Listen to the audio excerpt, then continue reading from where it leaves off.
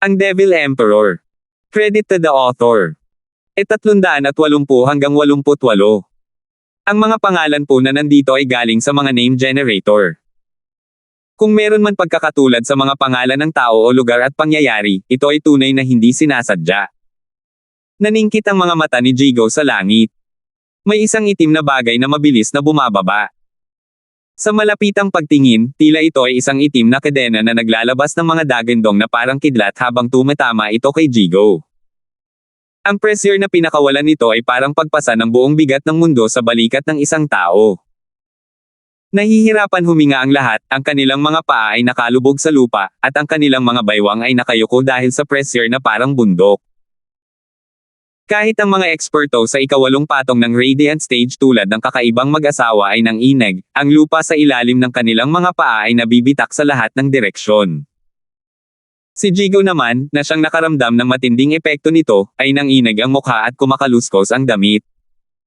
Hinampis siya ng hangin habang ang mga paa niya ay lalong lumulubog sa lupa. Dahil sa gulat, agad na napagtanto ni Jigo na ang lalaking ito ay ibang-iba sa mga lalaking nakaitim. Parang mga langgam ang mga lalaking nakaitim kumpara sa malilihim na taong ito. Siya ang tunay na eksperto sa kanila. Hindi pa nagpapakita ang lalaki, ngunit ang kapangyarihan sa likod ng kanyang unang suntok ay naghanda kay Elderly. Nagngangalit ang kanyang mga ngipin, tinitigan niya ang paparating na itim na kadena at sumabog ang kanyang kapangyarihan. Bumalot sa kanya ang itim na enerhiya, Ghostly Dragon Claw. Pinili niyang harapin ng diretso ang kadena. Ha! Malinaw na ipinahayag ng boses mula sa ulap ang kanyang pagkagulat sa ginawa ni Jigo, at pinuri, napakatapang ng binata. Sayang naman. Bam! Kasabay ng isang nakakabinging pagsabog, humigpit ang itim na kuko ni Jigo sa kadena. Ngunit patuloy pa rin ang paghawak nito, dahilan para bumagsak siya sa lupa. Nadurog ang lupa, at nakalikom ng isang malaking ulap ng alikabok. Sumigaw ang angkan ng yon, na natarante sa kanilang pag-atres. Umusad sina Johan at Jillian sa unahan ng mga tao, upang ipagtanggol ang paparating na shockwave. Nang hamupa na ang alikabok, lahat ay napasinghap sa takot. Ang makapangyarihang si Jigo ay itinanim sa isang malaking hukay na may lalim na 100 metro. Mapatla at hinihingal, dumudugo pa nga ang kanyang bibig. Ang pinakanagulat ay ang power couple. Mas malinaw sa kanila kaysa kanino man ang tungkol sa kapangyarihan ni Jigo, na lumalaban lamang sa kanya gamit ang kanilang pinagsamang sining. Ngunit ang makapangyarihang ito ay nasa kaawa-awang kalagayan pagkatapos lamang ng isang suntok. Anong klaseng kapangyarihan iyon? Habang tumangala sa itim na ulap, binuhat ng dalawa ang isang taong lumulutang pababa habang hawak ang itim na kadena. Siyam na talampakan ang taas, nababalutan ng itim na baluti at isang umaalo na itim na kapa. Tulad ng mga lalaking nakaitim, nakasuot din siya ng helmet, na humaharang sa kanyang mga tampok, ngunit hindi sa kanyang nakakagulat na aura, na naglalagay ng takot sa kanilang lahat, kasama na ang mga matatanda. Ang unang pumasok sa isip ko ay ang pakiramdam ng kamatayan. Kapitan. Saludo ang mga lalaking itim. Ngunit sa halip na magmukhang nagpapasalamat sa kanilang amo sa pagtulong, nabalot sila ng takot.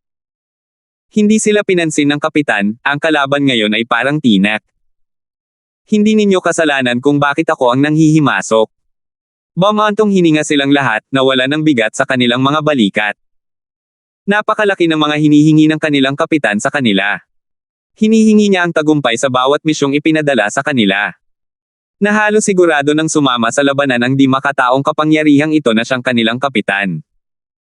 Gayunpaman, may tuntunin ng kapitan na huwag hayaang umabot sa kanilang isipan ang kayabangan. Hindi siya kailanman makikialam sa isang misyon. Kung gagawin niya ito, ituturing na bigo ang misyon anuman ang maging resulta at ang mga tauhan ay papatawa ng matinding parusa. Dahil naranasan ko na ang matinding sakit na iyon minsan, wala nang gustong dumaan pa sa ganoong paghihirap.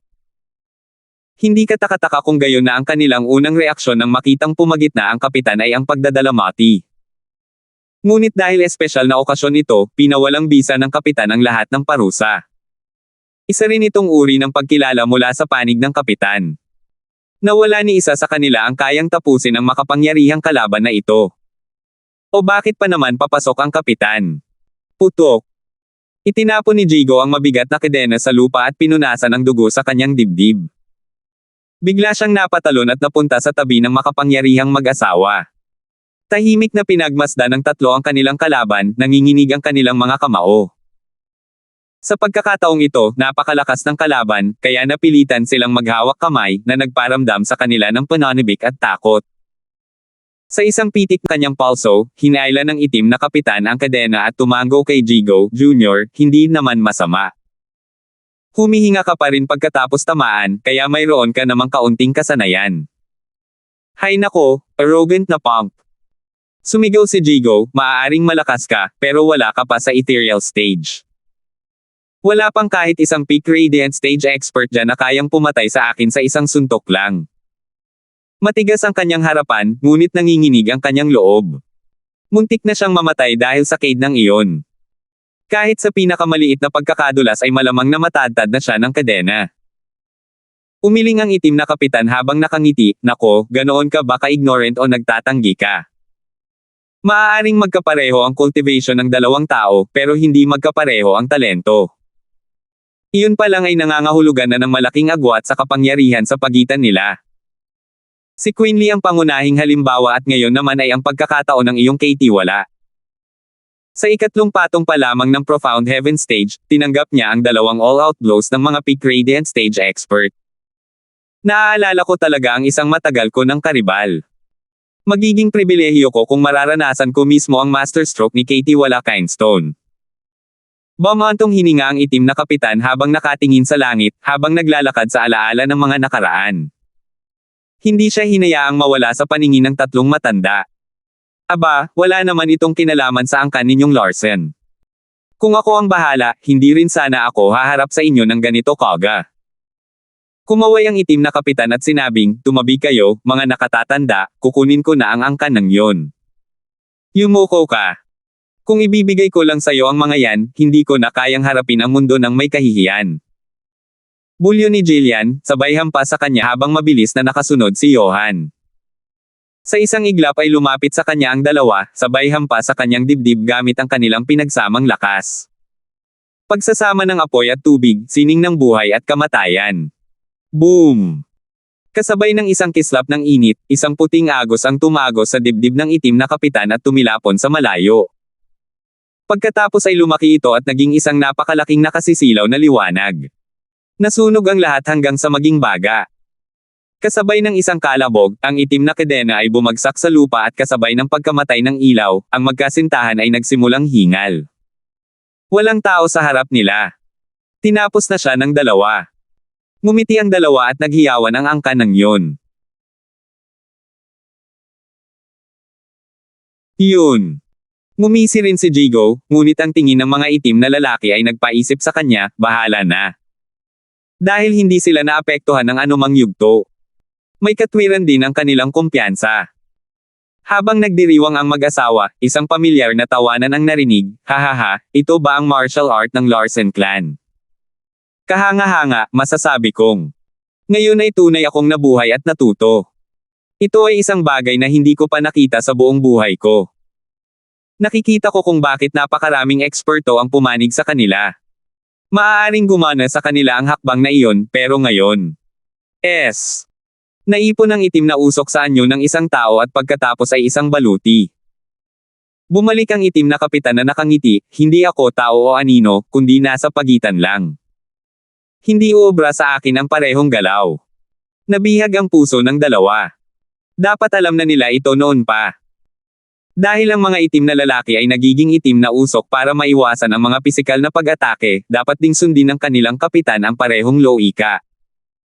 Ang naunang hakbang ay isa lamang pagsubok kung mayroon itong anumang epekto at sa katunayan ay wala. At dahil mas malakas ang kapitan kaysa sa kanyang mga tauhan, walang duda na kaya rin niyang papasok at palabas. Nahirapan ang mga itim na lalaki na maging totoo nang sila ay maging mga anino. Samantalang ang itim na kapitan ay kayang gawin ito ayon sa gusto niya. Isa siyang tunay na walang kamatayang halimaw at isang napakasakit na pakikitungo. Nagngalit ang mga ngipin ng mag-asawa at umatras. Gayunpaman, huli na ang lahat. Dinala ng itim na kapitan ang kadena sa kanyang kamay at pagkatapos ay hinampas nito ang mag-asawa. Lumipad ang dalawa habang umaagos ang dugo mula sa kanilang mga bibig. Malakas ang pagkakabagsak nila sa lupa, at malubhang na sugatan. Humph, binalaan na kita tungkol sa kahihinatnan nito. Pero dahil ikaw ang unang tumama, sarili mo lang ang dapat sisihin. Kumislap ang malamig na mga mata sa dilim habang muling hinahatak ng kadena ang dalawa. Binalot ni Jigo ang sarili ng itim na enerhiya at sumugod para maarang, unang galaw ni Wraith Style, Soaring Demonic Dragon. Umungol. Habang nakapalibot sa kanya ang isang imahe ng itim na dragon, bumangga si Jigo sa kadena, ngunit nabasag nito ang kanyang dragon. Tumilapon si Jigo sa ere at dumura ng dugo. Bumagsak sa lupa, tila wala na siyang buhay. Mabuti na lang at natakpan niya ang problema ng mag-asawang may kapangyarihan sa pamamagitan ng pagpapaalis sa kanila ng kadena. Kayong dalawa, umubo.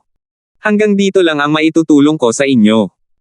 Hinihingal na hinihingal si Jigo, tumutulo ang dugo sa lupa sa paligid niya. Tumanggaw si Johan bilang pasasalamat, matandang Lee, isa kang tunay na kaibigan. Napaiyak ang Yun Clan, hindi alam kung dahil sa takot o dahil sa nakakaantig na eksena.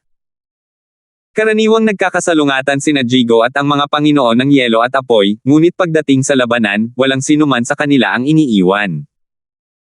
Tumigil ang itim na kapitan, pagkatapos ay naging galit ang tono niya sa unang pagkakataon at umungol siya, napakasama. Baliw na Biolin, dahil gusto mo silang iligtas, pwede kang mamatay muna. Su! Dumating ang itim na kadena para kay Jigo upang tapusin ang trabaho. Nagpumigla sina Johan at Jillian ngunit hindi man lang sila natinag. Bumantong hininga si Jigo nang makita ang itim na Cade nang nagre-refleksyon sa kanyang mga mata. Ganito ba ako, ang dakilang Mad Deeper, magwawakas? Nang hindi ko man lang alam kung sino ang pumatay sa akin. Galit na tumitig ang mga Panginoon ng Yelo at Apoy, nakakuyom ang kanilang mga kamao. Pero sa mga panahong tulad nito, isang pamilyar na boses ang nagpasigla sa kanilang loob, pala, baka naman hinayaan kang patay na para lang makitang nakakasuklam ang bromance ng angkan ng Larsen. 381. Kasabay ng isang malapad na alon, isang kakaibang pulang liwanag ang sumilay sa harap ni Jigo bago pa man lumapag ang itim na kadena. Gumanti ang kadena ng isang malakas na sumitsit, at agad na lumihis pabalik sa itim na kapitan.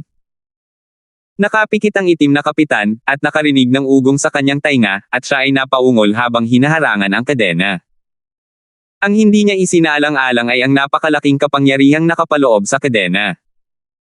Walang nagawa ang kanyang pagharang upang pigilan ang kadena sa pagtama ng kanyang braso sa kanyang dibdib. Parang binangga siya ng bangin, tumilapon patalikod ang itim na kapitan. Kasabay ng isang pagsabog, isang burol na 1 milya ang layo ang gumuho, at pinuno ang kalangitan ng alikabok. Ang tanging senyales na may nangyari ay ang malalim na uka sa lupa na patungo rito. Nawalan ito ng hininga sa lahat. Malinaw sa lahat ang lakas ng itim na kapitan. Kahit 3 magagaling na eksperto sa Radiant Stage ay hindi siya kayang pabagsakin. Ngunit kung ang kinatatakutang lalaking ito ay mabigla, gaano kaya Katekot ang magiging kalaban niya? Lahat ng mata ay natoon kay Jigo. Nakabitin pa rin siya sa isang sinulid, ngunit ngayon ay isang malamig na figure ang nakatayo sa harap niya, ang kanyang puting buhok ay nililipad ng hangin, ang kanang kamay ay kumikislap ng nakakatakot na pula at ang mga matang malamig na parang yelo. Ang katiwala ng Larsen Clan, Soaring Demonic Dragon Ethan. Nanigas ang mga lalaking itim habang nakatingin sa kanya, dahan-daang namula ang kanilang mga mukha. Narinig na nilang lahat ang bantog na pangalan ni Ethan, pero nakakapaniwala ang makita siya. Ang hindi nila naunawaan ay ang kapangyarihan ng malademonyong dragon na itulak pabalik ang kanilang kapitan. Ito ay gamulo sa kanilang isipan. Mas kilala nila ang kanilang kapitan kaysa kaninuman. Pero naitapon ni Ethan ang halimaw na iyon sa isang tama lang. Paano nangyari iyon? Bumaling ang mga lalaking itim sa mga guho sa kanilang likuran ng may pag-asa. Kapitan. Pumutok ang itim na usok mula sa mga bato, at naging anino. Pagkalipas ng ilang segundo, nabuo rin ang baluti, at bumalik sa dati niyang nakakatakot na anyo. Lumipad pabalik ang itim na kadena sa kanyang kamay kasabay ng isang pag-alon. Ano ba talaga yan? Tumaas ang noo ni Ethan. Napasinghap si Jigo. Nakita niyang kalmado si Ethan ngunit nagpayo pa rin, Katie wala Kindstone, mag-ingat ka, kaya niyang mag-snap out sa realidad. Hindi gumagana sa kanya ang normal na martial arts. Ang tanging paraan para labanan siya ay sa pamamagitan ng soul attacks. Mayroon bang ganoon? Kung ganoon. Kumislap ang mga mata niya at tiningnan siya ni Ethan ng malalim at biglang tumawa, nang maayos na ang lahat, elderly, magpahinga na kayo. Ako na ang bahala dito. Nagpatuloy sa paglalakad si Ethan na may manipis na ngiti. Ganon din ang ginawa ng itim na kapitan, hinihila ang itim na kadena sa likuran, habang ang nakakalansing na tunog ay nag-aanonsyo ng eulogy ng kanyang kaaway. Hindi kailanman nawala sa paningin ng mga manunood ang dalawa.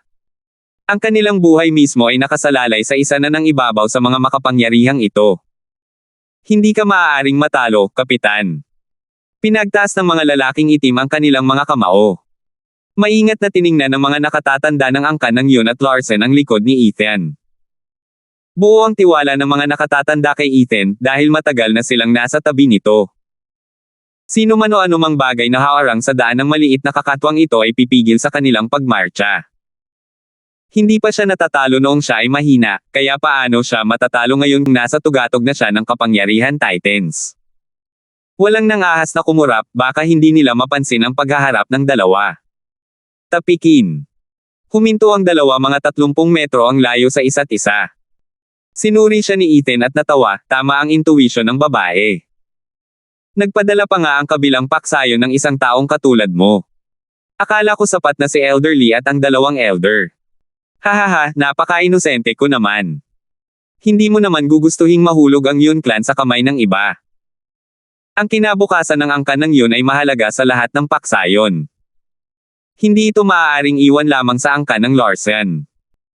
Malamig na tiningnan siya ng itim na kapitan, habang nanginginig na pinipindot ang kadena. Ang suntok na iyon ay talagang mabangis, na nagpapaalala sa akin ng isang matagal ko ng karibal.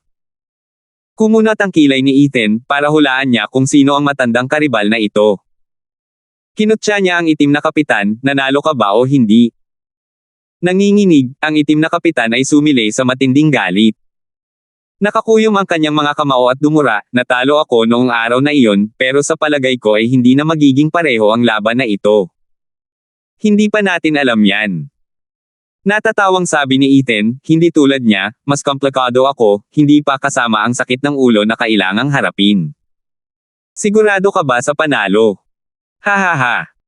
Humigpit ang kamay ng itim na kapitan at inihagis ang kadena patungo sa kaliwang bahagi ni Ethan, Ladybok, tingnan mo. Ang itim na kadena ay lumipad sa ere at sa isang kisap mata ay nasa kaliwang bahagi ng mukha ni Ethan, palihim at mabilis. Hindi maabot ng kanang kamay ang kadena, kaya agad niyang naunawaan ang kahinaan ni Ethan. Matandang Zorro ka. Ngumisi si Ethan, handa na ang isip. Minsan pa lang siyang nakitang gumamit ng kanang kamay ng lalaking ito at alam na niya kung paano lumayo. Ang pag-atake sa kaliwang bahagi niya ay nagpapatunay sa karanasan ng lalaking ito. Ang pagharap sa isang lalaking walang hiya ay magbibigay sa iyo ng isang one-way na paglalakbay sa impyerno. At sa pag-aakalang magiging mahirap ang pagharap sa kanya kahit na buong-buo ang kanyang pagkatao, kinailangan itong seryosohin ni Ethan. Sa anumang kaso, kahit alam ng itim na kapitan na matigas ang kanang braso ni Ethan, hindi alam ng lalaki na malakas pala ang suntok ng kaliwang braso nito. Paf! Paf! Kasabay ng isang ungol, ang maliksi na kadena ay lumapag sa isang kuko ng dragon. Sumigaw ang itim na kapitan, kuko ng dragon sa lupa. Siya, sige. Kinukutya siya ni Ethan at hinaila ang kadena. Sumabay din ang itim na kapitan, gumawa ng kalahating bilog sa ere bago bumagsak sa lupa ng malakas. Ang pagsabog ay nag-iwan ng isa pang bunganga na may lawak na 1,000 metro. Ngumisi si Ethan, tuwang-tuwa ang angkan ng Yun at nataranta ang mga itim na lalaki, kapitan. Hindi nila natapos ang laro nang ang itim na usok ay lumabas mula sa bunganga ng bulkan diretso kay Ethan. Nagulat ang panig ni Jigo, Katie wala Kindstone, mag-ingat ka. Tanging mga soul attack lang ang gumagana sa bagay na iyan. Hihihi, alam ko. Humagalpak hajejek si Ethan at sumigaw, ikatlong galaw ni Wraith Style, tili ng Necro Dragon, Purple Lightning Flare. Umungol. Hindi tulad ng imahe ng dragon ni Jigo, ang dragon ni Ethan ay hinaluan ng lilang kidlat. Ang parehong kidlat na nakaimbak kay Ethan sa kanyang Divine Eye of the Void. Sa di malamang dahilan, ang kanyang lilang kidlat ay naibalik nang siya ay mag-cultivate. Ito ay walang katapusan. Kay dali naman at nangyari iyon sa tamang panahon para harapin ang makulit na itim na kapitan na ito. Ito ang lilang kidlat ng emperador ng langit na pinag-uusapan natin. Isang kapangyarihang higit pa sa Yuan Chi, at ang parehong kapangyarihang tumama sa isang sagradong halimaw. Hindi mahalaga kung kaluluwa o laman, pareho silang matutusok. Dahil sa kung paano ito ginamit ni Ethan kasabay ng isang mahusay na martial art, ang atakeng ito ay naging isang literal na pagpatay. Bam! Bam! Nakahanda na sana ang itim na usok na aatake kay Ethan nang maabutin siya ng dragon. Hindi pa siya nakakabawi mula sa naunang tama at ang lilang dragon ang sumunod na bumangga sa kanya. Tumagos ang lilang kidlat sa itim na masa, at tumagos sa napakatinding sakit sa bungo ng itim na kapitan. Pagkatapos ay narinig ang patuloy na dagindong mula sa pagtama ng kidlat sa bawat bahagi ng kanyang katawan, na parang mga pagsabog mula sa loob. Walang katapusang sigaw ng paghihirap ang tanging narinig ng mga manunood, habang binabangga ng itim na kapitan ang sarili pakaliwa at pakanan na parang manok na walang ulo. Nang matapos ang lahat, ang anino ay nagbagong anyo, ngunit nakadapa, hinihingal dahil sa pagod. Labis na nabigla ang mga itim na lalaki. Hindi nila lubos maisip kung kailan nasa ganoong kahirap ang kanilang kapitan. Natatawang sabi ni Ethan, "Spade, alam mo na ba ang pagkakaiba namin? Hay, lahat ng bagay sa mundong ito ay may kahinaan. Huwag mong isipin kahit isang segundo na mapapagod ako sa paggamit ng pisikal na atake mo. Humph, alam na alam ko kung anong klaseng specimen ka. Ibang usapan sana kung nasa ethereal stage ka, pero hindi talaga dapat ganito. Humph, tama na ang mga palabas. Ano na lang ang magagawa ng isang simpleng spirit puppet? Alam mo ba? Nanginginig ang mga mata ng itim na kapitan, habang pinagmamasdan si Ethan na parang isang halimaw, ay ito ay isang lihim na sining na nawala 5 siglo na ang nakalilipas. Paano? Ang talino ko talaga.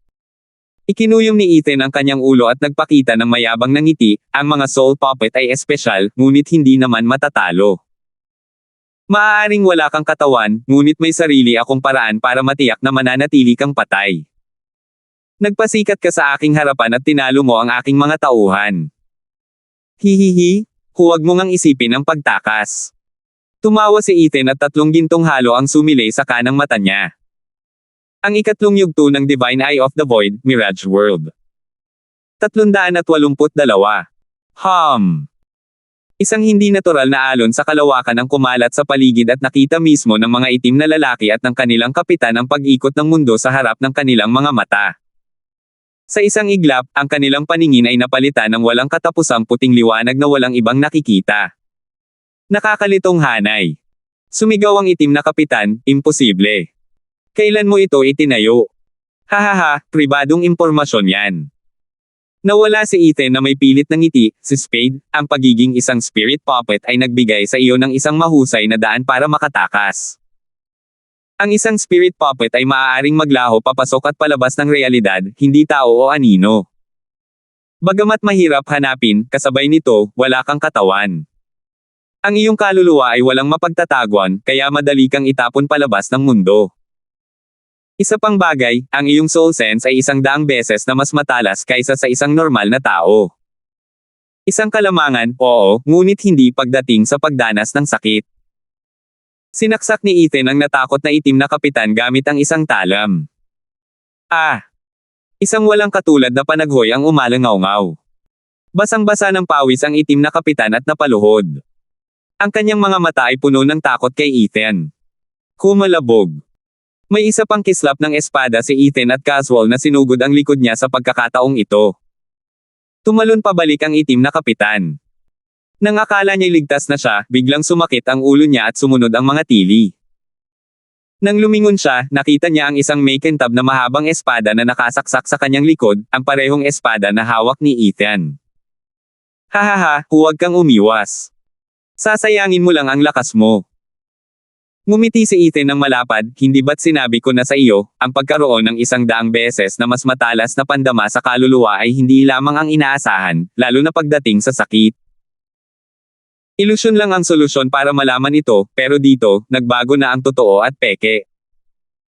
At ang mga taong katulad mo, na gumagamit ng phasing bilang pagtakas, ay mas mahina kaysa sa iba. Hindi pa kasama rito ang mas mabagal na oras dito. Maaaring 2 beses ko nang tinutusok ang sarili ko, pero sa labas, wala pang 1 segundo. Marami tayong oras sa mundo para i-enjoy. Hahaha, dito, lahat ay ilusyon, habang sa labas, totoo ang sakit. Pero sa sandaling sumuko ka, iyon ang oras na mamamatay ka. Ngumisi si Ethan at tinamaan ng 4 na espada ang dibdib ng itim na kapitan, na nagparamdam sa kanya ng sakit sa mundo. Ito ang ilusyon ni Ethan, ang kanyang mundo. Sa mundong ito, siya ang gumawa ng mga patakaran. Dito, siya ang Diyos. Hindi mapigilan ang itim na kapitan sa labas, habang sa ilusyong ito ay pinaglalaroan siya na parang isang manika na walang kapangyarihan. At kapag ang sakit ay napatunayang sobra na para makayanan ng kanyang isipan, ang kanyang kaluluwa ay parang lilipad palayo. Ito ang ikatlong yugto ng Divine Eye of the Void, ang Mirage World. Isang lugar kung saan nilikha at kinontrol ni Ethan ang lahat. Ang tagumpay na ito sa Divine Eye of the Void ay medyo mabilis na dumating dahil kulang ito sa kinakailangang soul power para makamit ito. Ngunit sa pamamagitan ng pagpipino ng si Phantom Wings, ang kakaibang kapangyarihan ng mga pakpak ay umalangaw-ngaw sa Mirage World na humantong sa isang kahangahangang pagkakataon. Ito rin ang naging dahilan ng pagkawasak ng mapang Asar na itim na kapitan at ng kanyang mga barkada. Sa labas ng ilusyon, umalangaw-ngaw ang mga panaghoy na ikinagulat ng mga tao nang kumurap sila sa mayabang na anino. Nakatayo lang din doon si Ethan, nakaharap sa mga dating kilalang itim na lalaki habang gumugulong-gulong sila sa lupa at sumisigaw sa sakit. Parang pinahihirapan sila ng husto. Gaano nga ba kalaki ang agwat sa lakas? Nananatiling tapat si Katie Walakeinstone sa kanyang reputasyon bilang isang halimaw. Natulala ang mga matatanda. Alam nilang kahanga-hanga si Ethan, pero medyo nakakapangilabot ito. Binaligtad niya ang mesa ng may mapang Asar lang. Ngunit hindi pa rin tapos ang silaw at namimilipit sa sakit ang mga kalaban. Nagkatinginan ng tatlo at bumaantong hininga. Sila ang mga nakatatanda ng angkan ng Larsen, ang backup ni Ethan. Ngunit lumaki na ang bata at pumasok sa isang ganap na bagong mundo. Habang nakatitig sa matangkad at maputi ang buhok na figure, bumaantong hininga ang tatlo. Napakabilis ng maliit na kakatwang iyon, kahit ang aming halikan sa puwet ay hindi makahabol. Paano nila malalaman na sinisipsip ng Mirage World ang soul power ni Ethan? Maaaring magmukha siyang astig na nakatayo roon, ang kanyang 3 ginintoang halo ay kumikislap sa kanang mata, na nagpapadala sa mga kaaway sa isang mundo ng pananakit. Pero basang-basa ang noo niya, at magulo ang isip niya. Kaya pa ba ng mga bulok na to? Nakatusok na sa akin ang 3,600 na espada pero hindi pa rin sila mamamatay. Ito siguro ang bunga ng matinding pagsasanay na ginagawa nila araw-araw para magkaroon ng ganitong tapang. Paf! Paf! Pagkatapos niyang mag-isip, isang lalaking itim ang napahawak sa kanyang ulo habang umuungol, gumulong-gulong sa lupa ng 100 beses, sinipa ang kanyang mga binti paminsan-minsan, at pagkatapos ay humiga lamang doon. Sa totoong mundo, may itim na usok na lumabas mula sa baluti. Nagkalat ang mga gamit sa sahig, walang laman. Ngumisi si Ethan at dumura, panahon na. Nasa hangganan na ang mga spirit puppet na ito. Nako! Halimbawa, matapos bumagsak ang unang anino, ang pangalawa at pangatlo ay tiyak na babagsak, na mag-iiwan ng walang laman na baluti. Ang ilan ay hindi man lang natamba, ang kanilang mga kaluluwa ay nawala na parang hangin sa kalagitnaan ng taglagas. Huminga ng malalim si Ethan. Habang kakaunti sila, mas nababawasan ang bigat sa kanyang kalooban. Hindi nagtagal at ang daan-daang itim na lalaki ay nagbuga ng usok, naiwan ang kapitan, yakap-yakap pa rin ang kanyang ulo at nakakuyom ang kanyang panga. Sumanghel si Ethan habang basa ang noo. Nauubos na ang kanyang kaluluwa, malabo na ang kanyang paningin. Ngunit kumapit pa rin siya sa itim na kapitan sa Mirage World. Kaunting dagdag na lang at tapos na siya. Ngumiti si Ethan sa loob, maputi ang mga buko-buko niya. Su! Isang maliit na bato ang binaril para kay Ethan sa napakabilis na bilis. Napakaliit ngunit may lakas ng bundok na nagtulak kay Ethan na huminto sandali. Pero may dala si Ethan na 2 alas, ang kanyang malahayop na mga kamao. Kahit isa sa mga ito ay kayang harapin ang isang mahinang banta. Gumalaw ang kanyang kanang kamay at nasalo ang maliit na bato. Ngunit napatunayang sapat na itong pang-abala para mabasag ang Mirage World. Naramdaman ng itim na kapitan ang totoong mundo at tumalon mula sa siwang. Katie wala Kindstone, tumatakas ang lalaki. Sigaw ni Jigo. Kumislap ang kanang mata ni Ethan na may 2 gininto ang halo. Ang ikalawang yugto ng Divine Eye of the Void, Void Annihilation. Su! Isang malalawak na alon ang dumaan sa kapitan. Naging usok siya habang sinusubukang umiwas, ngunit nang dumaan sa kanya ang Void Annihilation, nakaramdam siya ng matinding sakit na hindi pa niya nararanasan noon. Kahit isa siyang spirit puppet, hindi niya naiwasan ang epekto ng Space Kraken. Nayanig ang kanyang kaluluwa at binalot ng mga sugat ang kanyang isipan. Nagmura ang kapitan sa loob-loob niya, anong klaseng kakatwa siya. Napakarami niyang magarbo at malalakas na panlilinlang na hindi kayang tapatan kahit ng lalaking iyon. Boom! Tumakbo ang Void Annihilation sa 3 bundok bago lumipad patungong kalangitan. Magpapadala na sana si Ethan ng isa pa. Natakot ng husto ang itim na kapitan para tumanggap ng mga suntok na tulad noon kaya't naging itim na usok, napadpad sa gitna ng angkan ng iyon. Nagpigil si Ethan, baka makasakit siya ng mga inosente. Tumawa ang itim na kapitan nang matagpuan niya ang kanyang bintana, lumipad palapit sa mga tao. Naghiyawan ang mga tao nang mahuli niya ang isang 19 na taong gulang na bata sa kanyang usok at tumakas. Tulungan ninyo ako. Napaihi ang binata sa takot habang sumisigaw ng tulong. Kumunat ang noo ni Ethan, Spade, bitawan mo siya. Ang angkan ng yun ay nasa ilalim ng proteksyon ng angkan ng Larsen. Saktan mo siya at magiging mortal tayong magkaaway. Humph! Iniisip mo ba akong tanga? Papatayin mo pa rin ako kahit ano paman. Sumigaw ang itim na kapitan, Ethan, natalo mo ako ngayon, pero magkikita tayong muli. Kita-kits ulit. Ang itim na kapitan ay naging parang isang itim na hangin at mas humigpit ang pagkakayakap sa umiiyak na binata. Nawala siya pagkaraan ng ilang segundo. Nag-aalalang pinanood ng Yun Clan si Ethan habang padyak-padyak. Mukhang naiinis siya, maliban sa hindi malinaw na kakaibang ekspresyon sa mukha niya. Matagal nang wala ang itim na kapitan ngunit nakatingin pa rin si Ethan sa mga ulap. Naantig ang angkan ng Yun sa kanyang nag-iisang likod. Si Katie wala Kindstone ay nagsusumikap para sa amin. Labis ang kanyang kalungkutan sa pagkawala ng isang anak. Matapos magpahinga ng matagal, bumuti na ang pakiramdam ni Jigo. Itinaas niya ang kanyang mahinang katawan at bumaantong hininga, Katie wala Kindstone, hindi mo kailangang sisihin ang iyong sarili. Iisa lang ang tao na nakuha niya. Trap, sino ang sinisisi ang sarili niya rito? Sumanghel si Ethan, matanda na ang bata, pero hindi pa rin siya nagigising. Sayang lang. Wala nang saysay kung wala na siya. Pero nandito tayo para magmukhang maganda para sa angkan ng Yun, kaya hindi natin maaaring saktan ang kanilang mga tao. Ang lungkot at paninisi sa sarili ang siyang dahilan para mas igalang nila tayo. Mas handang sumunod sa atin ang angkan ng Yun ngayon. Kumunat ang noo ni Jigo at tumango. Si Katie wala Kindstone ay Katie wala Kindstone. Hindi siya kailanman magbabago. Mas malinaw siya kaysa kaninuman tungkol sa kung ano ang gagawin para sa kanyang sariling interes. 383. Pasensya na sa lahat. Hindi ko kayo kayang protektahan at hayaang manakit ang halimaw na iyon. Nahihiya ako.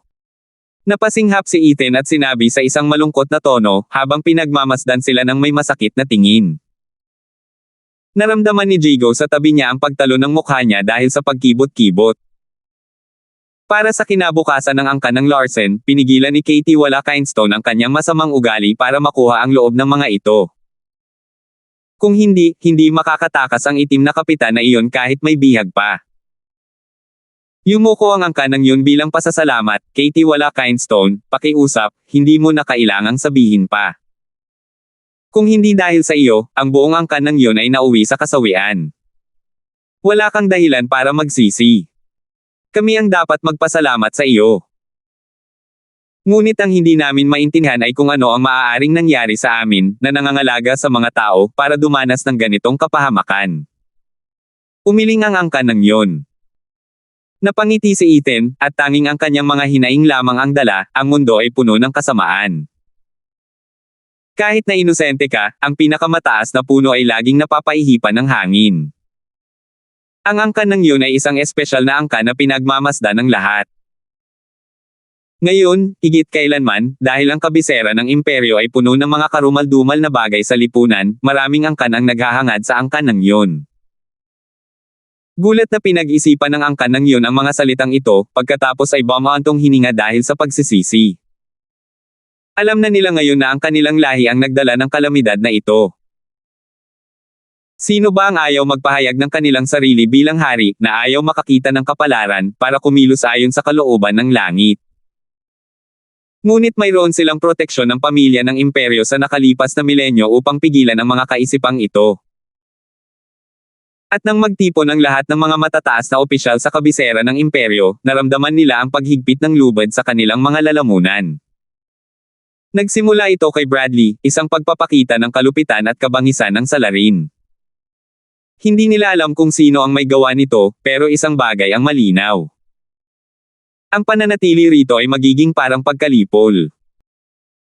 Kahit wala silang kaalam-alam, ang tagapagbalita ng kanilang kapahamakan ay ang nasa harap nila, ang demonyong naging tagapagligtas, si Katie Wala Kindstone. Namatay si Bradley dahil tinalikuran niya ang kanyang neutral na katayuan at lumampas sa kanyang katayuan. Wala itong kinalaman sa iba pang miyembro ng angkan. Si Ethan talaga ang nagdulot ng takot sa kanila, na pumipilit sa kanila na tumakas papunta sa kanyang ampunan. Ang angkan ng iyon ay binubuo ng mga simpleng tao, na hindi sapat ang talino para mahulaan ang mga patong-patong na pukana ni Ethan. Kaya nang makitang nagtitiwala sa kanya si Bradley, ginawa rin nila ang pareho at tumakas. Ngunit sino ang angkan ng iyon? Literal na sila ang nagsilang ng mataas na pari sa bawat henerasyon. Ginabayan nila ang pag-unlad ng bansa at ang mga patakaran nito. At ngayong tumakas na sila kasama si Ethan, sino ba naman ang sisigot sa lahat ng mga bagtong at palaisipang iyon? Ninakaw lang ni Ethan ang kanilang sanggol, mula mismo sa ilalim ng kanilang ilong. Kaya naman, bilang resulta, umulan ng mga itim na anino mula sa langit. Ang tanging nais lang nilang gawin ay gabayan ang mga tupa pabalik sa kanilang kulungan. Ngunit dahil sa kung paano ang kanilang mabangis na kilos ay nagdulot lamang ng pangamba sa angkan ng iyon at ang napapanahong pagdating ni Ethan ay nagligtas sa kanilang kinabukasan, lalo lamang nitong inilapit ang angkan ng iyon sa angkan ng Larsen. Habang tumatawa sa isip, si Ethan ay nagbigay ng matinding tingin, "Mga tao, manahimik kayo. Hanggat nakatayo ang angkan ng Larsen, alang-alang sa aking pakikipagkaibigan kay Ginoo Bradley, tiyak na dadalhin ko kayo sa kaligtasan ng Rockland City. Doon kayo hindi na kailangang mag-alala pa. Salamat, Itiwala Kindstone, sa pagliligtas sa amin at sa lahat. Hindi namin ito malilimutan." Yumuko ng malalim ang angkan ng iyon. Kumaway si Ethan sa kanila, ang kanyang ngiti ay lalong lumaki na halos mabasag ang kanyang bungo. "Sana nga, hindi mo na kailangang gawin yan. Makakaasa ka sa aking angkan. Ang tanging hiling ko lang ay manatili ka sa aming nasasakupan, hahaha." Sa pamamagitan ng mga pangako, malabong pagbabanta, at mga suntok, ang angkan ng iyon ay naging kanyang matigas na alipors. Na para bang ang tanging magliligtas sa kanila mula sa kapahamakan ay ang angkan ng Larsen. Gayunpaman, sa mga nagnanais na makuha ang angkan ng iyon, si Ethan ang unang kumilos, ninakaw ang mga ito mula sa bibig ng pamilya ng imperyo. Pagkatapos ng ilang pag-uusap pa, kumuha si Ethan ng isang maliit na bote ng mga gamot para sa paggaling ng mga matatanda. Inabot sila ng 6 na oras bago gumaling ang kanilang mga sugat. Hindi nagmamadaling bumalik si Ethan. Aalis lang siya kapag nasa pinakamagaling na ang mga nakatatanda. "Katie Wala Kindstone, narinig kong tinatawag mo silang mga spirit puppet. Ano ang mga iyon?" tanong ni Jigo. Nangutya si Ethan, isang grupo ng mga walang kwentang taunan. Walang sino man ang kusang magiging isang espiritong puppet maliban kung mapipilitin silang mapunta sa isang sulok. Kumunat ang noo ng magkasintahan, habang seryosong nakatingin sa kanya. Alam nating lahat na sa pamamagitan lamang ng pag-abot sa ethereal stage maaaring magsanib ang isip at kaluluwa ng isang tao na nagpapahintulot sa kanila na itapon ang kanilang mga katawan. Kahit na gumuho ang katawan, maaari ka pa ring magkaroon ng isa pa. Tumango ang tatlo. Gayunpaman, ano sa tingin mo ang mangyayari kung ang katawan ay mamatay bago pa man umabot sa ethereal stage at ang kaluluwa ay magtagal? Mabubuhay pa kaya ito? Tanong ni Ethan. Umiling ang tatlo. Ang kaluluwa ay maaaring tumagal ng hanggang 100 araw, pagkatapos ay mamamatay. Matigas na sagot ni Jigo. Tumango si Ethan, ayos lang sana kung ganoon. Pero ang landas ng demonyo ay may sekretong sining na nagpapahintulot sa mga eksperto sa ilalim ng ethereal stage na gumala bilang kanilang mga kaluluwa na nabubuhay gamit ang espiritual na enerhiya ng mundo. Kaya nga tinawag na mga puppet ng espiritu. Tumulim ang tenga ng tatlo, pinakinggan ang bawat salita. Nasasabi na ng pangalan ang lahat. Sila ay mga puppet ng mundo ng mga espiritu. Kapag ang isang taong dapat sana'y patay na ay na-refine at naging isang puppet ng mga espiritu, at hindi nalalakas ang kanilang kaluluwa, maglalakbay siya sa mundo bilang hindi tao o anino. Isang zombie ang halos buod nito. Maliban na lang kung ang isang tao ay nalulunok ng paghihiganti at puot, mas gugustuhin pa niya mamatay kaysa piliin ang isang kaawa-awang pamumuhay. Isa itong tunay na kahihiyan. Bukod pa riyan, ang isang puppet ng mga espiritu ay kailangang ubusin ang mga kaluluwa para mapanatili ang kanilang yuan chi. Isang tunay na kasuklam-suklam na sikretong sining. Hindi mahalaga kung makilala nila ako, isang demonyong tagapagsaka. Ngunit kung sakaling makatagpo sila ng isang matuwid na tagapagsaka, hahabulin sila ng mga labis na masigasig na mandirigma ng katwiran hanggang sa dulo ng mundo. Bahagi ito ng kanilang trabaho, at nagbibigay din ito sa kanila ng merito. Nakakagawa ito ng mga kamangha-manghang bagay para sa kanilang mentalidad, pinapatatag ang kanilang mga puso. Kumurap ang tatlo na parang naiintindihan. Pagkatapos ay nagtanong si Jillian, may mali rito. Katie wala Kindstone, kakasabi mo lang na ang mga taong puno ng matinding panghihinayang at puot ay magiging mga espiritong puppet, ngunit daan-daan lang sa kanila ang ating naharap. Walang paraan para sa napakaraming mandirigmang may kaalaman sa sining na ito at maging labis na nalululong sa paghihiganti. Masyadong nagkataon lang. Hahaha, hindi kasama ang mga produktong gawa ng maramihan. Tumawa ng mahina si Ethan, ang kabilang panig ay nagtitipon ng isang lihim na hukbo, pinipilit ang mga cultivator na maging mga spirit puppet. Para kay Titans, na hindi pa nakakita ng kahit anino ng isang ethereal stage expert at dahil kakaunti ang martial arts na nakatuon sa kaluluwa, ang mga spirit puppet ay magiging sakit ng ulo na harapin. Isa itong biyaya na nakatago na napakahirap nilang gawin. Walang sino man ang maaaring maging isa. Kaunting pagkakamali lang at iyon na ang katapusan. Elderly, alam mo naman kung paano mababa ang success rate ng mga batang sinasanay ni Old Pang sa Wraith Art. Mas mababa pa nga ang isang ito, hahaha. Natigilan si Jigo. Mula nang sumali sa angka ng mga Larsen, sina Kapitan Peyton at ang kanyang mga kasama ay mahigpit na sinanay sa parehong larangan. Siyempre, alam din niya ang tungkol sa mga batang gwardya na lumalaki sa angka ng mga Larsen. Ang paglabas ng isang lalaki mula sa 100 tao ay parang pangako na. Pero dahil mas mababa pa ang tsansa ng spirit puppet na malikha, hindi ba't katulad din ito ng paglipol ni Ethan sa 100,000 malalakas na hukbo nila sa pamamagitan ng pagpatay sa daan-daang iyon? May maasim na lasa sa bibig si Jigo. Natawa si Ethan nang makita ang kabuuan niya, hindi mo kailangang mag-alala, marami pa silang iba pang gamit na galing doon. Hahaha. Pero Katie wala Kindstone, wala kang problema sa pakikitungo sa kanila habang wala na tayong pag-asa. Turuan mo kami kung paano. Napansin ni Jillian ang casual na kilos ni Ethan at masayang sinabi.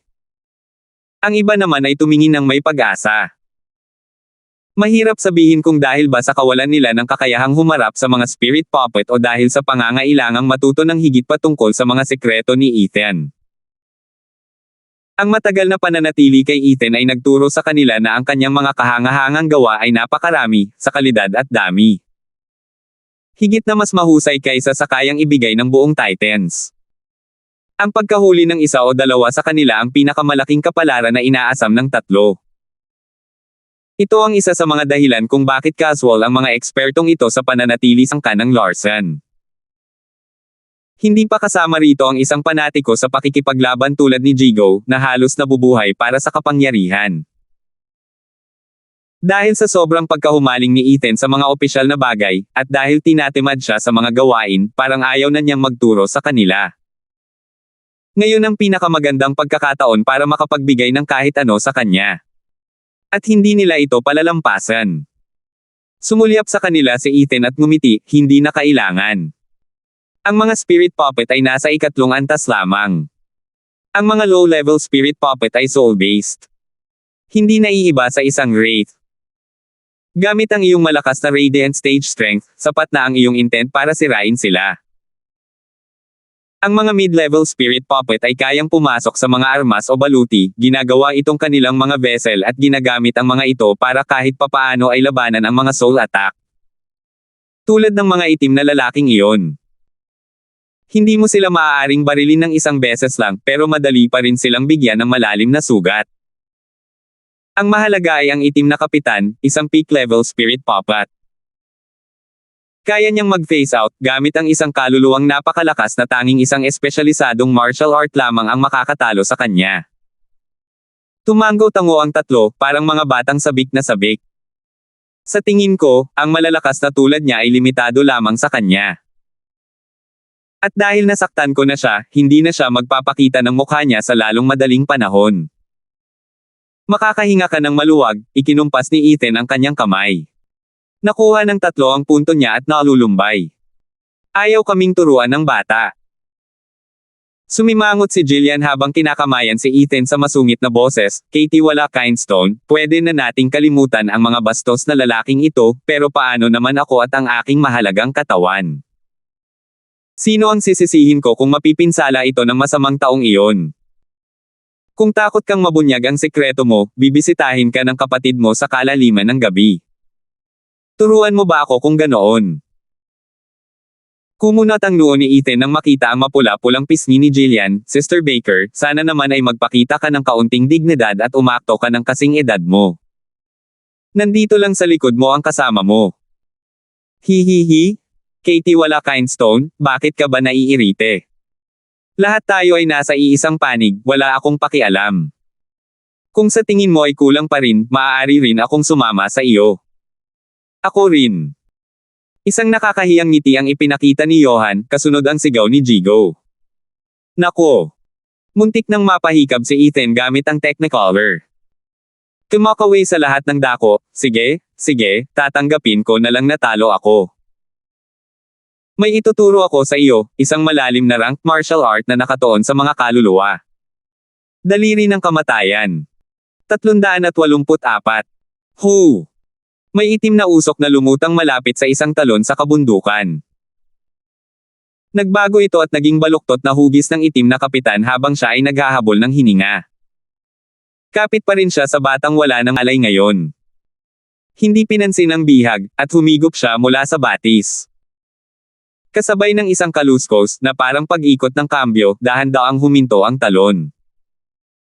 Ang lawa ay may vortex sa gitna, na umaagos ang nagyayelong tubig upang ipakita ang maputik na lupa at isang gate na bato 10 metro sa ibaba. Tumalon papasok ang itim na kapitan kasama ang bata at itinulak ang kung anong tila hindi inaasahang bato para bumukas ng malakas ang gate. Sumara ang gate pagpasok niya, habang ang talon na abot langit ay muling umaagos at ang lawa ay muling napupuno. Piya-piya ang kapitan sa madilim at pal-iko-likong daan. Kahit na may mga pagyanig, hindi pa rin nagising ang bata. Isang mahinang liwanag ng kandila ang sumilay sa di kalayuan at nagatubili ang kapitan, ngunit mas binilisan pa niya ang paglalakad. Sa malungkot na silid na may sukat na humigit kumulang 60 metro kwadrado, kung saan hindi pa nakalatag ang mga kagamitan ng isang tagapagpahirap, isang gintong tela ang dumaan sa gitna, na hinati ang silid sa dalawa. Flop! Inihagis ng itim na kapitan ang bihag at lumuhad sa harap ng tela, binago kita at hinihintay ko ang aking sentensya. Bumagsak ka! Ang matandang boses mula sa kabila ay nagdadala ng pagkabigla, para kahit ikaw ay mabaygo. Hay! Nawalan din ng sasabihin ang nagbubuntong hininga na itim na kapitan. Nanlabo ang kanyang mga mata at siya ay bumagsak. Muling narinig ang boses, at ikaw ay sugatan din. Whoosh! Isang itim na kislap ang nakarating sa itim na kapitan bago pa man ito maabutin ng matandang boses, kaya't binigyan nito ang kapitan ng tableta. Nang huminahon na ang kanyang paghinga, hamupan ng bahagya ang hininga ng lalaking may sombrerong kawayan at sinabi sa kurtina, "Magpahinga ka po, Ginoo." Nagtamo ng matinding pinsala si Senior at kailangan na lamang ng kaunting panahon para gumaling. Ano, malalang pinsala? Namangha ang matanda, sino nga ba ang may kakayahang saktan ka ng ganito? Kahit si Satergord ay hindi kayang gawin ito. Alam na alam ng lalaking nasa likod ng belo ang espesyalidad ng itim na kapitan, ang papasok at palabas. Hindi niya kayang harapin si Satergord, ngunit ang katawa-tawa at malakas na braso ng kakatwang iyon ay walang magagawa. May isa pa ba talagang tao sa Titans na kayang talunin siya bukod kay Satergord? Bumantong hininga ang itim na kapitan, si Ethan pala. Mayroon ba siyang ganoong klaseng kasanayan? Hahaha, at marami pang matitira. Kahit ako kinailangan pang hamarang pero nataman niya ako. Malungkot na sabi ng kapitan, ang batang yan ay isang nakamamatay na kombinasyon ng malawak na hanay ng mga kasanayan at malawak na karanasan. Akala ko noon ay nawala ang aking sekretong sining 5 siglo na ang nakalilipas, na walang nakakaalam sa Titans. Pero nakita niya ako sa isang sulyap, at pagkatapos ay pinaglaruan ako. Nakaligtas lang ako nang bihagan ko ang isa sa mga miyembro ng angkan ng yon. Bumantong hininga ang kapitan, ang kanyang mga mata ay nababalot ng takot. Ilang siglo na siyang nag-aamok sa Titans, ngunit isang maangas na tulad ni Ethan ang dating, ninakawan siya ng lahat ng reputasyon at ginawa siyang isang bottom feeder. Mas masakit pa sa ulo si Ethan kaysa kay Satergord. Bumantong hininga ang kapitan, malakas ang loob ni Satergord, pero may mga kahinaan naman. Bagamat hindi lang taglay ni Ethan ang mabangis na kapangyarihan ni Satergord, wala rin akong makitang kahinaan. Ito ang unang pagkakataon na nakatagpo ako ng ganitong kalabang kalaban. Tumango ang lalaking nakasuot ng sombrerong kawayan, tama si Senior. Kung hindi ko siya nakita mismo, hindi ko sana itinuring na ganito kalakas si Ethan. Lahat ng pagtatangka ng Senior ay nabigo. Gumamit siya ng kakaibang sining para mahuli si Senior at muntik na siyang mamatay. Dahil alam ko ang aking limitasyon, ang tanging pag-asa ko ay ang lumikha ng pang-abala. Natutuwa akong malaman na nakatulong ito para mapalaya si Senior. Kaya ikaw ang tumulong sa akin. Nagtaka ako kung bakit nawala ang focus niya. Ang pasasalamat na ito, tiyak na babalik ako. Ikinuyom ng itim na kapitan ang kanyang mga kamay sa lalaking may sombrerong kawayan, na umiling lamang. Dinagdag lang niya ang maliit na bahaging iyon para makakuha ng kaunting kredito. Ayos lang, ngayon alam mo nang ginawa ko ang parte ko. Tandaan mo na lang ako sa susunod na hatiin ninyo ang mga bayarin. Tungkol naman sa paghihiganti at kung ano-ano pa, iyon ang pinakamalayong bagay sa isip niya. Matagal na tumahimik ang paligid bago bumalik ang boses, ang iba pa. Bumantong hininga ang itim na kapitan, patay na. Sa kamay mo. Kay Ethan. Naningkit ang mga mata ng itim na kapitan at dumura, talagang mabangis siya, pinapatay niya sila agad at iniligtas ako sa abala. Hahaha, hindi niya ginawa iyon para sa iyo. Isa itong babala. Ayaw niyang magkaroon ng away at naging magaan ang loob niya sa atin. Ang boses sa likod ng belo ay dumating. Walang kaalam-alam ang dalawa at ipinaliwanag ng boses, dahil sa panlilinlang ni Ethan, madali lang para sa kanya na matunten ka.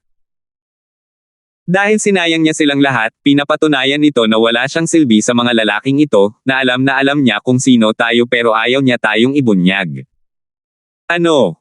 Natulala ang dalawa. Lumipad ang belo at lumabas ang emperador na nakasuot ng ginintoang dragon, hindi lang siya. Pagkatapos mamatay ng mataas na pari, agad kaming hinala ni na Conrad at Winford. Bakit pa sila magtutulungan sa korte ngayon kung gusto kong harapin ang Regent Estate at si Ethan sa isang iglap lang? Natatakot silang lumunin ko silang dalawa. Minamaliit kita, Ethan. Matalas ang isip mo, madaling umangkop ang ugali mo. Parang tubig sa ilalim ng tulay, isinasantabi mo ang lahat, nakikipag-isa sa iyong mga kaaway. Isa kang taong may pananaw. Dumating ang malamig na tawa ng emperador, nakatago sa loob nito ang isang makapal na bakas ng uhaw sa dugo. Nahulog ang sombrerong kawayan at inilantad ang monochrome chest sage na si Hollis.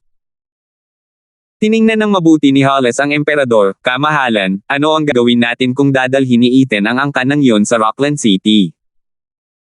Nalipol ang unang pangkat ng Shadow Guard at malubhang na pinsala ang senior. Paano natin mapipigilan si Ethan at ang tatlong elder ng angkan ng Larsen? Iyan ang pinagmumula ng galit ko. Ikinuyom ng emperador ang kanyang manggas, wala akong maisip na dahilan para talikuran ni Bradley ang 1,000 taong neutralidad sa pamamagitan ng pagpanig sa angkan ng Larsen na wala naman siyang kinalaman. At para saan? Para kay Ethan. Akala ko na ipakita ko ang aking pagtitiis nang ipikit ko ang aking mga mata habang binabasa niya ang kapalaran ni Quinley. Dahil alam ko, ang trono ay 3 bahagi ng kapalaran, 7 bahagi ng pagsusumikap. Isa akong tunay na dragon sa langit, ang anak ng langit. Hindi ako natatakot sa mga katulad ni Quinley na darating para kunin ang nararapat kong lugar. Ngunit kumampi siya kay Ethan. At ano ang ginawa ni Ethan? Kakamatay lang ng lalaki at ang una niyang gagawin ay ang agawin ang angkan ng yun mula sa aking mga kamay. Isang makasariling gago na hindi man lang sumagi sa isip niya ang maglibing. Paano siya magtitiwala? Ubo. Natigil ang pagngangalit ng emperador dahil sa pag-ubo. Kumuha si Hollis ng panyo at inasikaso ang emperador. Nang bawiin niya ito, may dugo na ito. Kamahalan, sigaw ni Hollis. Kumaway ang emperador, ayos lang. Maaari akong maghari sa Titans ng sapat na katagalan para makapag-iwan ng kahalili. Humingang malalim ang emperador upang pakalmayan ang sarili, Haring Anino, isa ka sa 4 na haligi ng aking lubos na pinagkakatiwalaan at ang pinakamalihim na nilalang sa mundong ito. Lahat ng nakakilala sa iyo ay matagal nang namatay. Maliban sa isang tao, si Ethan. Tila hindi maaasahan ang tadhana, ngunit hindi rin maaaring isantabi. Ang bata ang iyong sumpa, kaya siguraduhing lumayo ka hanggat maaari. Pero, kamahalan. Reklamo ni Shadow King. Kumaway ang emperador, si Ethan ay isang ahas na may kahangahangang kapangyarihan. Ang tanging paraan para maalis siya ay sa pamamagitan ng paggawa sa kanya bilang isang tanglaw sa gitna ng kaguluhan. Hay! Ngayon ang lahat ay nakasalalay sa aking pagpaplano. Gusto ko lang mag-alaga ng tigre para lumunin ang mababanges na halimaw na iyon at palakasin ang aking posisyon. Pero sa halip, nag-alaga ako ng dragon, at ang pinakamalala sa lahat, isang dragon na hindi ko makontrol. Ethan, hahaha, siya ay isang tunay na kombinasyon ni na Satergord at Conrad. Siya ang pinakamalaking salot sa aking isipan. Bumantong hininga ang emperador, isang kislap ang sumilay sa kanyang mga mata. Tumango sina Shadow King at Hollis sa huli. Dahil sa kapangyarihan at banta ni Ethan, lahat sila ay dumating na walang dala. Isa ba sa 3 isip Titans, na tuso sa mga pukana at panlilinlang, ang ganoon kadaling pabagsakin? Isa ba sa mga taong may mga kamay na kasing tigas ng kay Satergord, na may kakaibang kakayahan para mapatulala kahit ang hari ng mga anino, ang babagsak ng ganoon na lang? Isang taong mahusay sa larangan tulad ni Ethan, bihasa sa lakas ng loob at talino, ay nagparamdam sa lahat ng kanyang mga kaaway na parang ngumunguya sila ng bato. 385. Nagpakita ng pag-aalala ang emperador at humarap sa walang malay na miyembro ng angkan ng yun, ilabas mo ang kabilang mata at tingnan mo kung kaya pa. Naiintindihan ko. Itinaas ni Shadow King ang bata at ang kabilang kamay niya ay kumislap, na nagpapakita ng duguan niyang mga mata.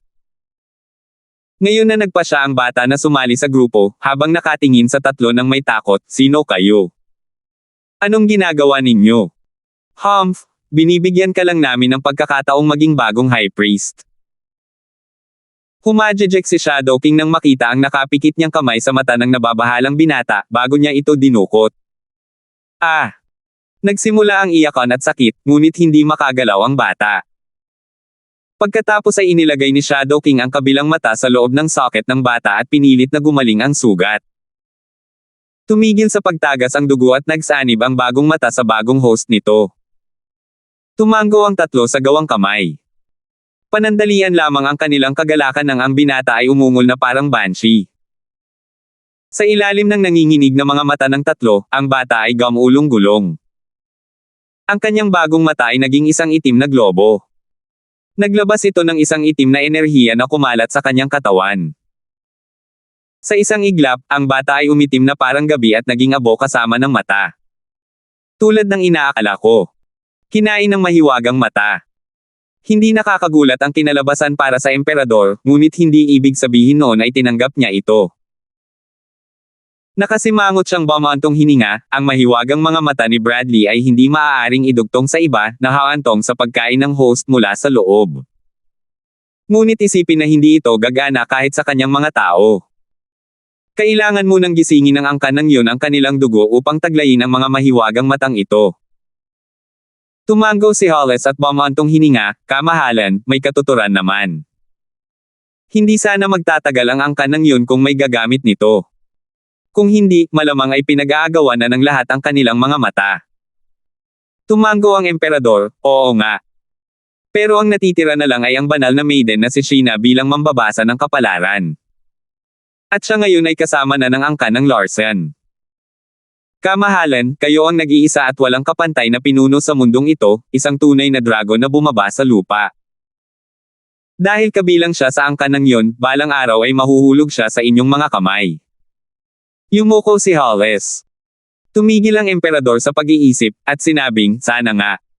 Samantala, inalagaan ni Ethan ang mga sugat ng mga matatanda habang tinuturuan din sila ng daliri ng kamatayan. Pagkatapos ng 10 araw sa ilalim ng kanyang maingat na gabay, gumaling ang tatlo at muling naglakbay. Habang siya ay bumalik sa compound ng Regent of Posterity. Whoosh! Biglang sumilip si Ethan sa loob ng manor, at naramdaman niya sa kanyang kaluluwa na ligtas na ang lahat. Walang gumamit ng aking pagkawala para magdulot ng kaguluhan sa angkan ng Larsen habang ako ay tumutulong sa angkan ng yon. Alam na alam niya na mayroong maselang balanse at walang manlalaro ang may gustong maging masama ito. Ito rin ang pinakapayapang panahon. Katie wala Kindstone. Lumingon si Ethan sa kaakit-akit na boses, at nakitang tumatakbo palapit sa kanya si Sheena. Nakasimangot si Ethan habang nakita siyang nababalisa at nagtanong, binibining Sheena, ano iyon? Kinagat ni Sheena ang kanyang labi, nauutol na sabi, Katie wala Kindstone, alam mo na kung sino ang pumatay kay Lolo, hindi ba? Nanginginig si Ethan nang marinig ito at tinitigan siya, sino ang nagsabi niyan sa iyo? Hindi mahalaga. Ang mahalaga ay gawin mo. Nakatitig si Sheena, matatag ang kanyang tono. Hindi siya pinansin ni Ethan at nag-isip bago sumabog, hahaha, naiintindihan ko na. Siguro dahil sa dalawang matandang iyon ang nagpapahirap sa akin. Humph, ayaw nilang magpakita kaya magpanggap kang inosente, di ba? Darating din ang panahon mo, pangako ko. Alam agad ni Ethan na may kinalaman sina Conrad at Winford dito. Alam nilang pareho na gusto ni Ethan ang angkan ng yun at si Sheena. Ngunit hinikayat nila siyang humingi ng sagot mula sa kanya. Kung tatanggi siya, magagalit sa kanya si Sheena. Maaari pa nga siyang itulak nito papunta sa Regent Estate o punong ministro. Kung sasabihin niya sa kanya ang totoo, ang angkan ng Larsen ang magiging unang makikipaglaban sa pamilya ng imperyo, ang pioneer na magwawaksi ng lahat ng balanseng ito. Nasa isang hindi pagkakasundo siya. Katie wala Kindstone, alam mo naman talaga, di ba? Nahulaan iyon ni Sheena sa tono niya, kung gayon, sabihin mo sa akin. Bakit ko naman gagawin? Pinutol siya ni Ethan, ang angkan mo ay isang target na handa kong protektahan. Sa madaling salita, utang mo sa akin, hindi sa kabaligtaran. Ano ang nagbibigay sa iyo ng karapatang tanungin ako? Para sabihin sa iyo ang lahat. Humph, hysterical na tanong. Sumanghel si Ethan at umalis. Nagmadaling hamarang si Sheena sa kanyang daan, nagmamakaawa, Katie wala Kindstone, ano ang kailangan mong sabihin sa akin? Nakatitig si Ethan sa malalaking matang puno ng pag-asa. Nagsalita siya pagkatapos ng ilang sandali, gusto mo ba talagang malaman? Tumanggaw si Sheena, at nanlaki ang kanyang mga mata. Nakangiting yumuko si Ethan sa tainga niya, kumikiliti ang hininga nito at nag-aalab ang mukha. Depende yan sa ugali mo. Wala akong dahilan para sabihin yan sa taong hindi ko kasama. Nanginig si Sheena, pagkatapos ay hindi makapaniwalang tiningnan siya at namula ang kanyang mga pisngi dahil sa kahihiyan. Ganito ka pala, Katie wala Kindstone. Isang taong nang-aasar sa kahinaan ng iba, kagat labi ni Sheena, habang umiiyak. Natatawang sabi ni Ethan, tama ka. Hindi ako magaling mang-insulto. Bukod sa pang-aabuso sa iba, kasama sa estilo ko, ngunit hindi limitado sa pagnanakaw sa isang taong bulag, paggamit sa kanilang kalagayan at pagsipa sa kanila kapag sila ay nalulungkot. Kung gayon, tinatanggap mo ba? Si Ethan ay nagmukhang isang malaking masamang lobo na naghahanap ng mga walang muwang na maliliit na tupa. Nagdugo ang labi ni Sheena, nanigas ang mga kamay dahil sa matinding pagtatalo. Bumantong hininga siya, Katie wala Kindstone, bigyan mo ako ng oras para mag-isip. Sige, ubusin mo lang ang oras. Hindi naman ako nagmamadali. Tamad na sabi ni Ethan, siguradong nasa kamay niya ang lahat. Sumimangot si Sheena at mabilis na umalis. Napansin ni Ethan ang mga mata nito bago umalis, puno ng galit, at napakamot sa ulo, kakaiba naman yan. Hindi ba't sinabihan ko siyang panoorin ang mga bituin para maging tagapayo ko? Ano ba ang mahirap doon? Siguradong determinado siyang ayusin ang lahat ng aking mga kalokohan. Pagkatapos ay tutulungan niya ako. Pero nakarinig ka na ba ng isang mabait na demonic emperor? Humph! Ngumisi si Ethan, papunta sa Dexter. Matagal na rin mula nang huli kong binigyan ng leksyon ang magiging pinuno ng angkan. Gaano katagal bago ko siya mahubog? Wala naman akong ibang magagawa kaya mas mabuting turuan ko pa siya. Hindi naman sa kaya kong iwan ang kapalaran ng angkan sa kamay ng isang batang walang alam. Hindi ko na malalaman ang kapahingahan. Nakarating siya sa silid ng Regent of Prosperity para lamang makitang puno ito ng mga regalo. Naroon din sina Andrea at Prinsesa Mandy, guusap. Kuya Kindstone, bumalik ka na. Napangiti si Dexter. Humajejek si Andrea habang tinaas ni Mandy ang isang kilay, Ethan, ang tagal mo naman. Ano pa nga ba ang dahilan kung bakit ang tagal mong nawala sa dakilang Katie wala? Ang angkan ng Larsen ay napuno ng trabaho nitong mga nakaraang araw at, dahil wala ka, kinailangan kong gumawa ng paraan para matulungan kayong lahat. Huwag kayong tumayo lang dyan, bilasan ninyo at magpasalamat kayo sa akin. Kumunot ang noo ni Ethan, isinasantabi mo na ang mga bagay na to, Prinsesa Mandy, ano ba ang ginagawa ng babaeng katulad mo na pumupunta pa rin dito? Hindi ba dapat ay hindi ka na pinapasok? Alam niyang pinauwi na ng emperador ang prinsesa sa kanyang silid bago ang kaguluhan sa korte. Kaya ano ang ginagawa niya rito pagkatapos lamang ng ilang araw? Napakatamad ng mga bantay ng palasyo. Hinampis ni Mandy ang mesa, walang hiya. Paano mo nagawang kausapin ang prinsesa sa ganoong kabastos na paraan na parang dalaga? Masyado mo bang iniisip na hindi mo kayang dalhin ang sarili mo? Pinag-ikot lang siya ni Ethan ng mga mata. Galit na galit si Mandy, at mas lalo pa siyang naintriga. Saan ba nakukuha ng isang simpleng Katie wala ang ganitong uri ng Cap-A-Ton? Umiling si Andrea, sinusubukang mamagitin, Sister Mandy, kumalma ka. Ganoon talaga si Ethan. Walang makakapagpabago sa kanya. Kung ayaw mo sa kanya, pwede mo na lang siyang iwasan. Paano ako makakagawa? Bakit pa ako nandito? Bulalas ni Mandy. Namula siya sa kanyang pagkakamali, at agad na nag-isip ng dahilan, ibig kong sabihin, walang hangganan ang aking pasensya. Paano ako makakapantay sa kanyang antas? Naintindihan agad ni Andrea ang iniisip niya. Humph, akala mo ba hindi ko alam ang iniisip mo? May ganyan ka pang ang tingin sa mga mata mo. Bakit ang puot at galit sa iyong mga titig ay parang mapanganib na parang pang-aakit? Hindi naman sa may pakialam si Ethan, tinitigan lang niya ang prinsesa, Prinsesa Mandy, iisipin ko ba na palihim ka na namang lumabas? Hindi pwede. Lumabas ako sa gate. Inilabas ni Mandy ang medyo maliit niyang dibdib, gayon din, ginaganap ng ama ng imperyo ang kanyang sentenaryong anibersaryo. Nakuha ko na ang pahintulot ng aking ama ng imperyo na maghanap ng angkop na regalo. Natatakot ako na masyadong biglaan ang lahat para sa iyo, kaya tutulungan din kitang maghanda. Nakikita mo ba kung gaano kita kamahal? Ngumiti si Prinsesa Mandy kay Ethan, naghahanap ng mga papuri. 386. Walang pakialam si Ethan, tumango lang siya ng biglaan habang palayo sa kanya.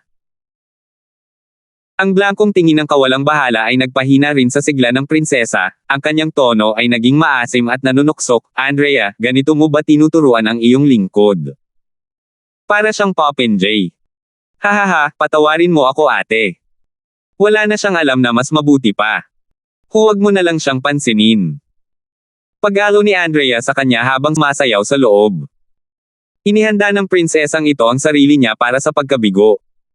Hindi naman siya kailanman inabala ni Ethan. Marami na siyang karibal at tiyak na kaya niyang mabuhay ng walang anumang dagdag. Sumulyap si Dexter sa mga babae at malamig na sinabi, kung si Kuya Kindstone ay parang mga Katie wala ng pamilya Yu, makikipaglandian ka ba sa kanya at hahabol sa kanya buong araw? Hoy, sino ang humahabol kay kanino dito? Sino ang nanliligaw?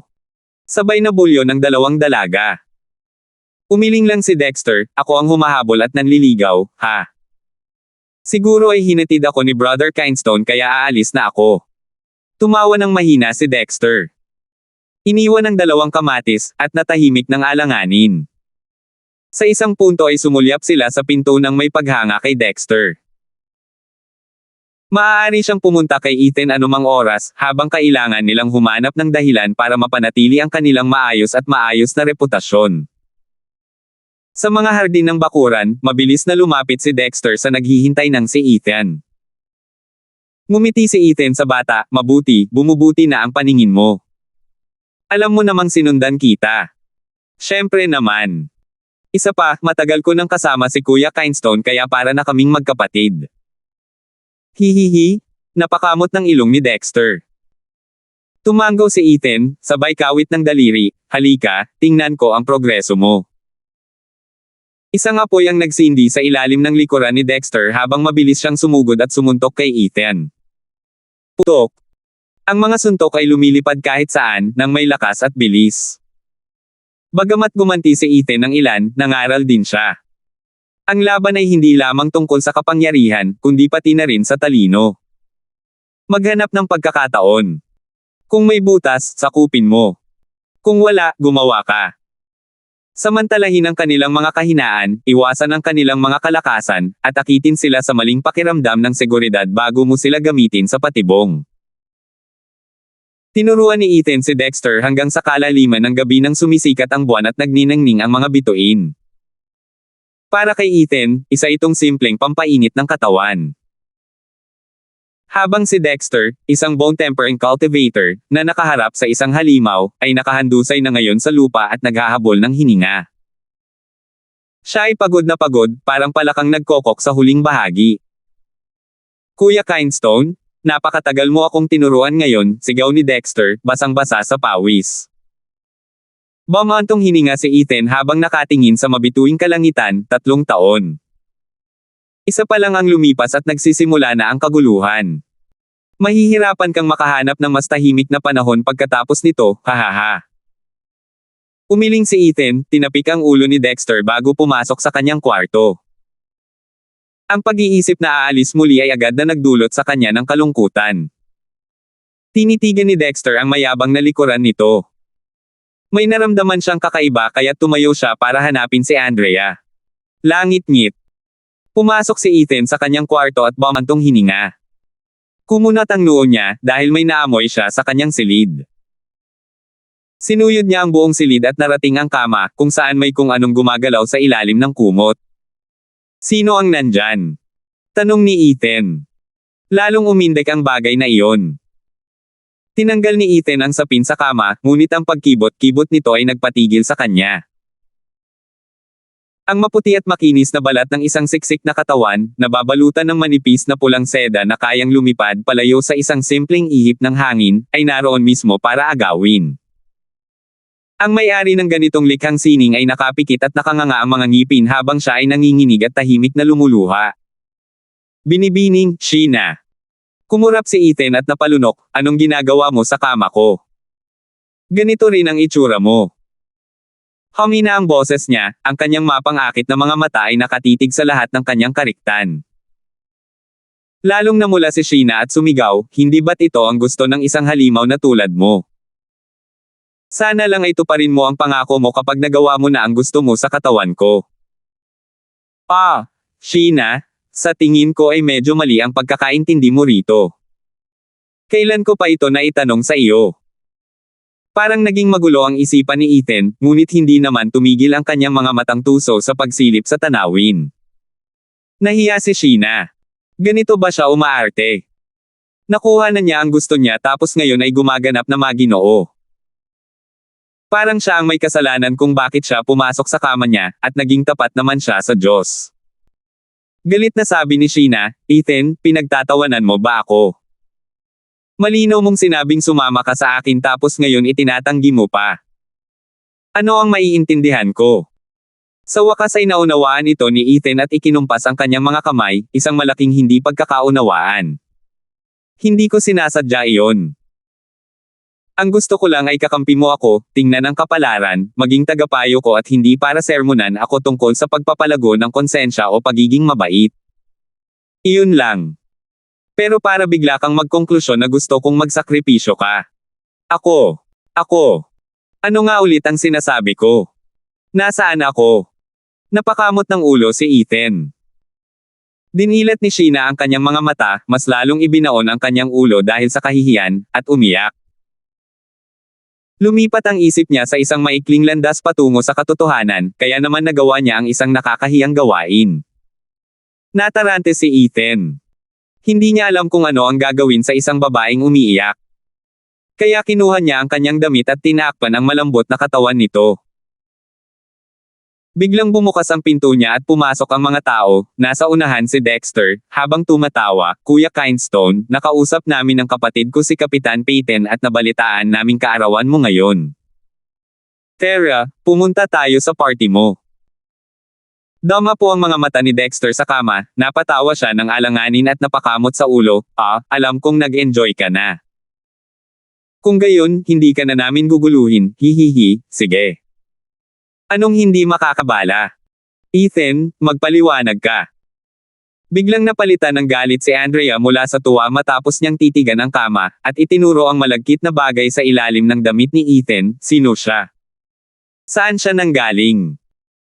Nang masulyapan ni Andrea ang pino at puting balat ng nakalantad na mga binti, labis siyang nagalit. Maganda naman ang taste ng lalaking ito na may malaking utong. Siguradong manika ang babaeng nasa ilalim. Nagkibit balikat si Ethan, walang paliwanag na pumasok sa isip niya, and pwede ba kayong lumabas muna? Hay, paano natin magagawa yan? Isa itong dekalidad na palabas, ang paghuli kay Katie Wala Kindstone sa palabas. Kailangan lang nating gawin itong hindi malilimutan. Palaging naghahanap ng gulo si Sly Demon. Pagkatapos ay binilanggo siya ng marahas na demonyo, ang daming try pa. Si Katie Wala Kindstone ay ang perpektong stud muffin, single pa. Siya ay isang perpektong panghuli na tiyak na magugustuhan ng sinumang babae. Maingat na yumoko ang ibang mga pigmy. Lumubog ang mukha ni Ethan, tinitigan ang apat, lalo lang lumalala ang sitwasyon ng mga kalokohan na to. Ang tunay na nanggugulo rito ay ang prinsesa. Ang iba, sa ikabubuti man o ikasasama, ay alam ang pagliligtas sa kanya, sa pamamagitan lamang ng pagwawala ng kanilang mga dila. Habang humakbang pasulong ang kanyang kamahalan at hinubad ang damit, tingnan natin kung sino ka at kung karapat-dapat ka sa aming dakilang Katie Wala na si Kindstone. Napayuko si Sheena habang umiiyak, ang ginawa niyang ito ay lalong nagpahiya sa kanya dahil sa nakitang ganito. Kumislap ng ginintuan ang kanang mata ni Ethan. Unang yugto ng Divine Eye of the Void, shift. Wala na sina Sheena at Ethan pagkaraan ng ilang segundo, naiwan ang mga manunood na naguguluhan at nagbubuntong hininga. Tumakas sila. Aaminin natin, ang panlilinlang ni Ethan ay talagang kapaki-pakinabang sa mga ganitong pagkakataon. Hindi mapigilan ni Dexter ang pagtawa sa loob-loob niya. Pinapante niya ang lahat para maibsan ang kalungkutan ni Ethan. Kung hindi sana nangyari ang klasikong palabas na ito. Isang bagay ang tiyak, hindi nila kailanman nalaman kung sino ang nasa ilalim ng mga damit na iyon. Sa isang madilim na kagubatan, nakatayo si Ethan sa isang clearing habang pinagmamasdan ang malawak na kalangitan sa gabi. Isang kaluskos ang narinig at lumabas mula sa hanay ng mga puno ang isang nakadamit na Sheena. Pulang-pula pa rin ang mukha niya, at sa totoo lang, sa tuwing titingin siya sa kanya. Tumingin lamang si Ethan sa kalangitan sa gabi, at hindi siya tinanggap. Tulad ng sinabi ko, gusto ko ang walang kondisyong suporta ninyo. Isa tayong koponan, isa kayo sa mga kababayan ko. Ang negosyo ng lolo mo ay negosyo ko rin. Kung hindi, mas mahirap sana ang pag-address ng angkan ng yon sa Rockland City. Hinahangaan ko ang kabutihan ng lolo mo. Kalimutan mo na ang mga bagay sa kabisera. Hindi mo na ito pinapansin. Malamig na sabi ni Ethan. Pinagmasdan ni Sheena ang kanyang matayog na pangatawan, matatag at kahanga-hanga, at kumalma. Tumingin siya sa langit at sinabing, paparating na ang masamang dragon. Masamang dragon. Nag-isip si Ethan, naaalala ko na sinabi sa akin ni Bradley ang tungkol dito, sila ang mga Quanrong.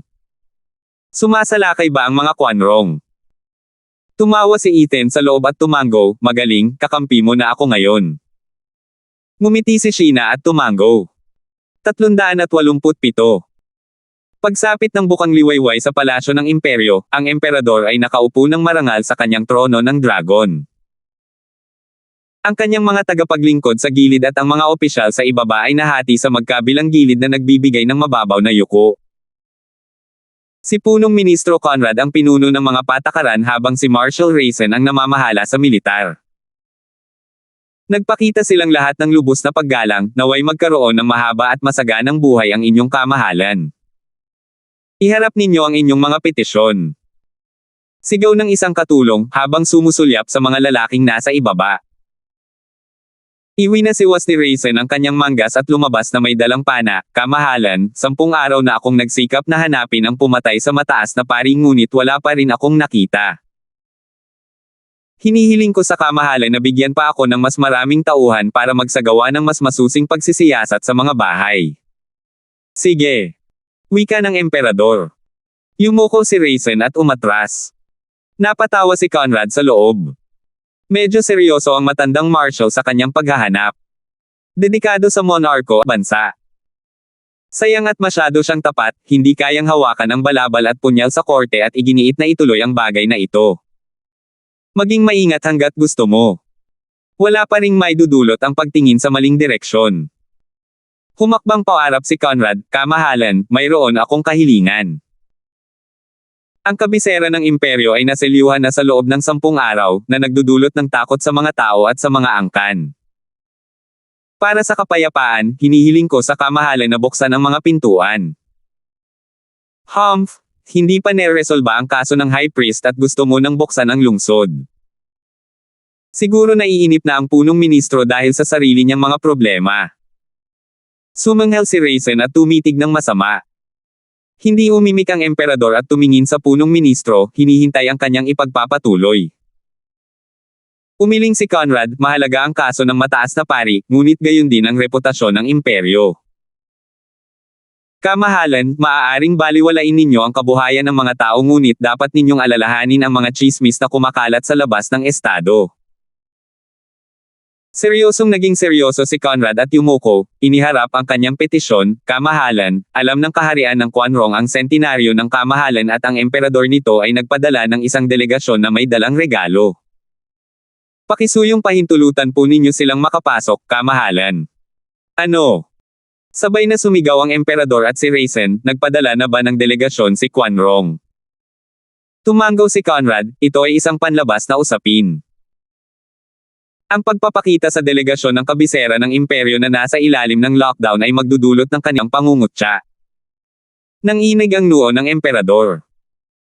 Sinaman niya ng tingin ang bahagyang nanunuyang tingin ni Conrad at namuo ang puot sa kanyang puso. May tugon si Conrad para sa lahat.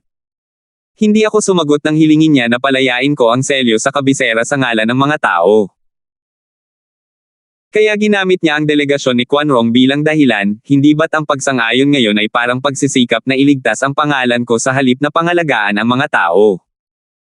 Malinaw na malinaw ang kanyang ambisyon sa paglukso. Bagamat hindi naunawaan ng emperador ang plano ni Conrad mula sa kanyang malabong mga sagot. Iniharap ni Conrad ang petisyon habang ang emperador ay huminto sa pag-iisip. Pumagitna si Raisin, kamahalan, sina Quanrong at Titans ay ngayon lamang nagpahayag ng puot na may maraming sagupaan bawat taon. Ang delegasyon ay tiyak na magiging bahagi ng isang masalimuot na pukana. At dahil ang kabisera ng imperyo ay nasa magulong katubigan, ito ang lalong dahilan kung bakit dapat nating harangan ang anumang panghihimasok mula sa labas. Hinihiling ko sa kamahalan na tanggihan sila dahil baka magdala tayo ng mga lobo sa ating kalagitnaan. Nagkakamali si matandang Marshall. Dahil ang ating dalawang bansa ay hindi magkasundo noon, dapat nating gamitin ang pagkakataong ito upang ayusin ang ating mga relasyon at mamuhay ng may pagkakaisa. Umiling si Conrad at nagulat ng may pang-uuyam, bukod pa rito, may dala silang mga regalo. Ang pagsasara ng pinto sa kanilang harapan ay maglalagay sa Titan sa kahihiyan. Iipin tayo ng Quanrong na maliit. May kinalaman ito sa prestihiyo ng kanyang kamahalan at sa pangalan Titans. Paano ka magiging ganoon kamadaling mawala ng lahat ng kagandahang asal kung mahalaga ito? Isang opisyal na nakapula ang humakbang paarap at yumuko, totoo ang mga sinabi ng punong ministro. Sang-ayon ako sa kanya. Tumaas ang noo ng emperador sa Grand Secretariat. Isa pang opisyal ang sumigaw, nagsasalita ng karunungan ng punong ministro. Pakiusap, kamahalan. Ministro ng digmaan. Nanginginig ang balbas ni Raisin. Agad na lumapit ang lahat ng opisyal, lumuhod at sumigaw ng, sumasang-ayon kaming lahat. Maging ang emperador ay napabuntong hininga ng may namumulang mukha. Alam niyang ang kapangyarihan ni Conrad ay may mahabang saklaw, ngunit hindi ganito katagal, para maisama ang mga opisyal sibil at militar. Walang iniwan ang lalaki sa pagkakataon. Labis na nabigla si Raisin. Ang mga tapat na opisyal na sumunod sa emperador, maliban sa kanya, ay nasa bulsa ni Conrad. Sibil man o militar, kakaunti na lamang ang natitira sa emperador. Itinaas ni Conrad ang kanyang ulo, kamahalan, ito ay isang bagay na napakahalaga para sa bansa.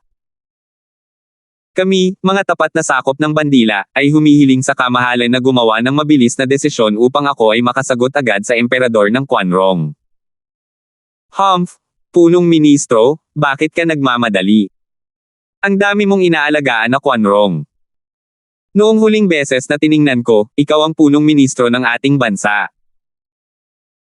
Sabi ng emperador, habang nakatingin kay Conrad ng may pangungutya at pang-uuyam. Nagpanik ang lahat ng opisyal, pinagpawisan ang buong katawan. Mabigat ang paratang ng emperador, at patataksil pa nga. Nagsimula siya bilang isang biro, ngunit tinukoy si Conrad, ang punong ministro, bilang traidor ng bansa. Kahit ang emperador ay hindi maaaring mag-akusa ng sinuman ng walang ebidensya, lalo na ang punong ministro. Ipinakita lamang nito kung gaano galit ang emperador, at nagiging maagap.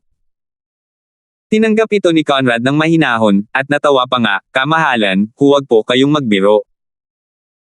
Ako ay nasa ilalim ng pamamahala ng Titans, nagtatrabaho para sa ikabubuti nito. Sikaping unawain, kamahalan, ang lahat ng ginagawa ko ay para sa imperyo. Hahaha, syempre naiintindihan ko ang paghihirap ng punong ministro. Napilitang lumabas ang emperador ng may pagngangalit ng ngipin at binatikos ang isang alipin gamit ang petisyon, sabay sigaw, ayon sa petisyon ng punong ministro, papayagan ko ang delegasyon ng Quanrong na makapasok sa Titans.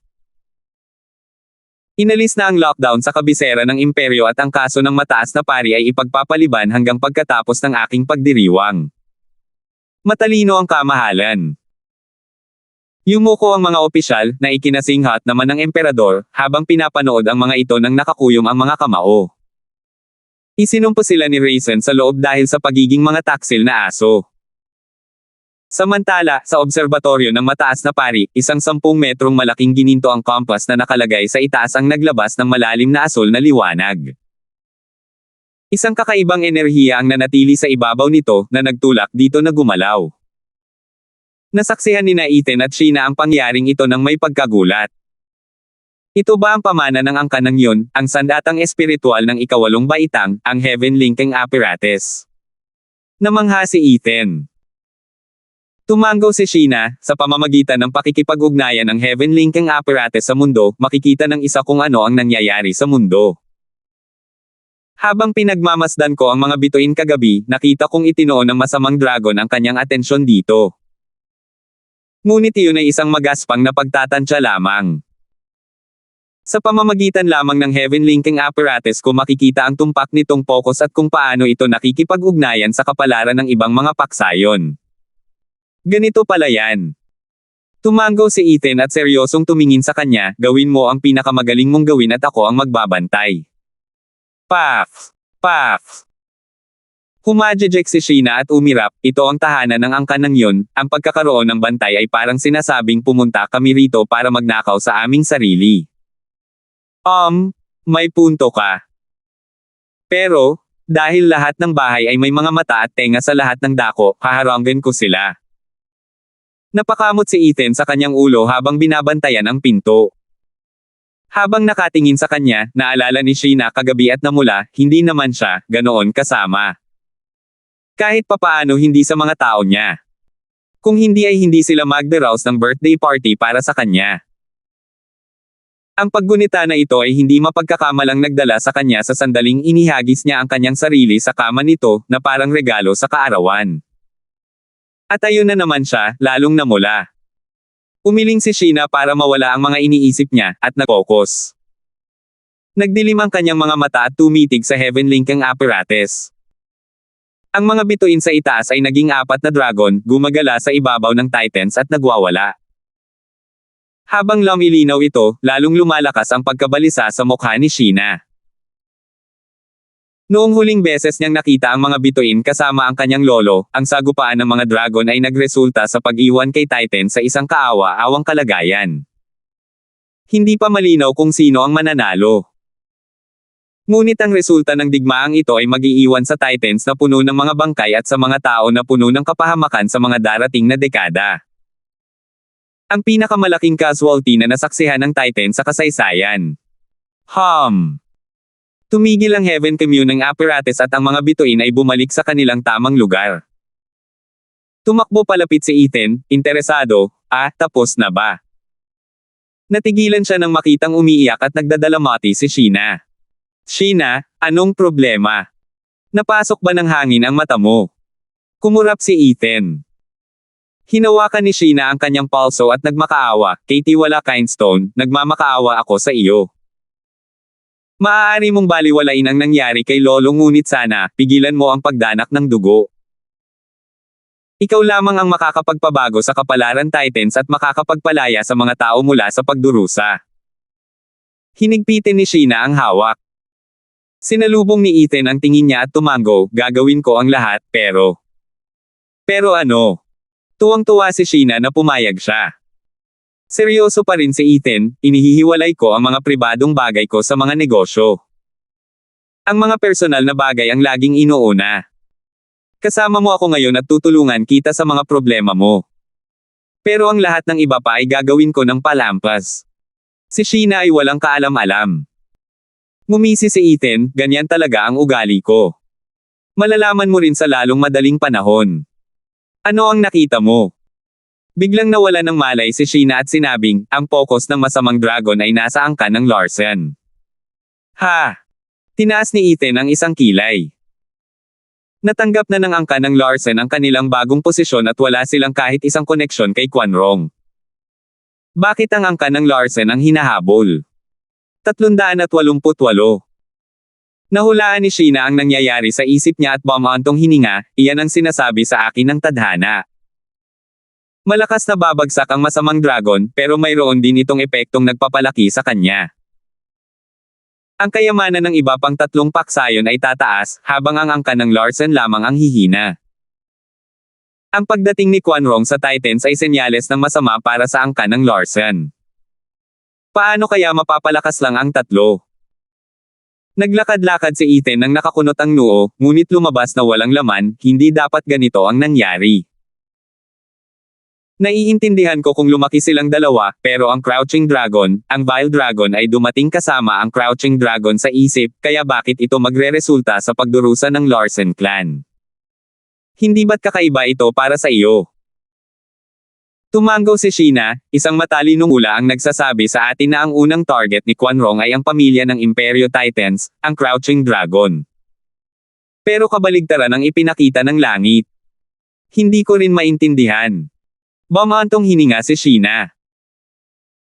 Natulala ang kanyang paningin habang nagsimulang magningning ang kay Ethan, sabi ni Bradley, ang kapalaran ay puno ng kamatayan at mga landas ng buhay, habang ang iba't ibang tao ay gumagawa ng iba't ibang pagpili, tumatahak sa iba't ibang landas. Tiyak na may nagawa ang tatlong bahay para ma-target ng masamang dragon ang angkan ng Larsen. Ano pa ang maaaring magtutulak sa makapangyarihang imperyong Quanrong na mag-focus sa maliliit na matandang tao? Pinag-isipan ito ni Ethan bago nagtanong, kumusta naman ang kayamanan ng angkan ng Larsen? Hindi ko alam. Nagkibit-balikat si Sheena, ikaw ang namumuno sa angkan ng Larsen. Dahil wala ka sa kontrol ng langit, ang nakikita ko lang ay ang kasalukuyan at ang agarang sitwasyon, habang ang hinaharap ay nahaharangan. Napabuntong hininga si Ethan. Gaya ng kasabihan, kilalanin ang iyong sarili at ang kaaway at ikaw ay magtatagumpay. Alam ni Ethan na ang kanyang mga kaaway ay lalong tumitindi, habang siya ay walang alam tungkol sa kanyang sariling angkan, na ginagawang hindi tiyak ang kanyang mga gagawin sa hinaharap. Ang pagiging nasa labas ng tadhana ay hindi lang basta-basta kayang maging. Isang malalim na paghinga at walang humpay na pagsimangot, si Ethan iyon. Ang inuuna ay ang pag-alam sa mga aktibidad ng tatlong bahay. Dahil sa isang malaking kaganapan na ginaganap, isang master plan ang kailangang gawin sa isang madilim at malalim na sulok. Kung hindi niya ito sinira kahapon, masasaktan siya. Lumubog ang kalooban ni Ethan sa bawat naisip, ngunit hindi niya pinakinggan si Sheena, bumalik na tayo. Napakaswerte ko na nandito ka sa oras na ito at nalaman ko ang lahat ng ito bago pa mahuli ang lahat. Ayos lang. Ginagawa ko ito para sa lolo ko at sa mga tao. Ngumiti rin si Sheena at umalis na ang dalawa papunta sa angkan ng Larsen. Ngunit 1,000 metro ang layo, sa isang pavilion, 2 anino ang nakatingin sa kanila hanggang sa sila ay makaalis. Hindi pa naging ganito kainutil ang Shadow Recon team natin. Single ng isa, napakalayo natin kaya hindi natin makita o marinig ang kahit ano. Ano ba ang saysay nito? Hindi naman sa tahasang hiniling natin na bontotin si Ethan, di ba? Ang kakaibang matang yan ay may kakaibang matang nagpahirap sa kapitan. Kapag mas lumapit pa siya, makikita niya tayo. Kahit himala ay hindi tayo may iligtas. Bumantong hininga ang isa, Tara, tingnan natin kung ano ang hinahanap nila sa parokya. Baka may mahanap tayo. Humph! Ngayon ang mga dakilang bantay ng anino ay naging mga basurahan na. Bulong ng anino ngunit sumunod pa rin sa isa, inaanod papunta sa parish habang itim na usok. Habang nasa isip ni Ethan ang nagbabagong sitwasyon, lumalabas siya at nakikipagkita sa kanyang mga kakampi, nagtatanong kung ano ang galaw ng mga bahay. Pinasilip niya si Sheena sa langit at sa parokya para sa anumang pagbabago paminsan-minsan. Ngunit kahit kailan, walang nakuhang kapaki-pakinabang ang mga anino na sumusunod sa kanila. Lalong nagiging kakaiba si Ethan na sa tuwing pumupunta siya sa Drifting Flowers edifices, nauutol ang mga tao tuwing babanggitin niya si Clara. Iniisip niyang baka hindi naman nila sinasabi ng buo ang katotohanan. Tungkol naman sa paglipat ng angkan ng yun, ang tanong ng emperador ay bilang paggalang lamang, na nakatanggap ng tugon mula kay Ethan na sila ay nasa ligtas na lugar at wala na sa tubig. Bueno, lahat naman ng dahilan ay nasa isip ni Ethan. Naging matalik silang magkaibigan ni Bradley kaya hindi niya pinipilit na tulungan ang pamilya ng lalaki pagkatapos ng pagkamatay nito, hindi ba? At isa pa rin siyang sertipikadong emperador bilang pinakamahusay na katiwala sa ilalim ng langit. Ang bawat kilos niya ay naaayon sa emperador. Hindi sana magiging ganito kaganda ang lahat para sa angkan ng yun kung hindi. Kinailangang lunukin ng emperador ang sarili para tanggapin ang pinsalang nagawa niya sa sarili. Nais ko lang talagang purihin si Ethan ng napakataas at iwanang nakalantad ang isang kahinaan. At ngayon, may dala siyang regalo mula sa delegasyon ni Quan Rong. Tunay ngang bumuhos ang ulan. Ito mismo ang panahon na nagpainit sa puso ni Ethan. Magiging ganito ba ang Quan Rong gaya ng inaasahan? Sila ba ang pang-apat na kapangyarihan na tutugi sa angkan ng Larsen? Kumuha si Ethan ng isang sending jade, at nagbigay ng mga tagubilin sa mga matatanda. Kailangan nila ng napakalakas na kapangyarihan, at mabilis. Lumipas ang 3 buwan. Masigla ang kabisera ng imperyo dahil sa libu-libong detachment ng mga sundalo sa mapintuan nito na nakasuot ng makintab na baluti at walang kapintasang disiplina. Hindi pa kasama rito ang kanilang mga kabayo na hindi kasing tapang ng mga kabayong pandigma, kundi mga espiritual na hayop. Ang malaking kabalyerya ay nakasakay sa mga espiritual na halimaw sa 3 antas, na pinamumunuan ng ilang espiritual na halimaw sa 5 antas. Dumating na ang delegasyon ng mga Quan Rong.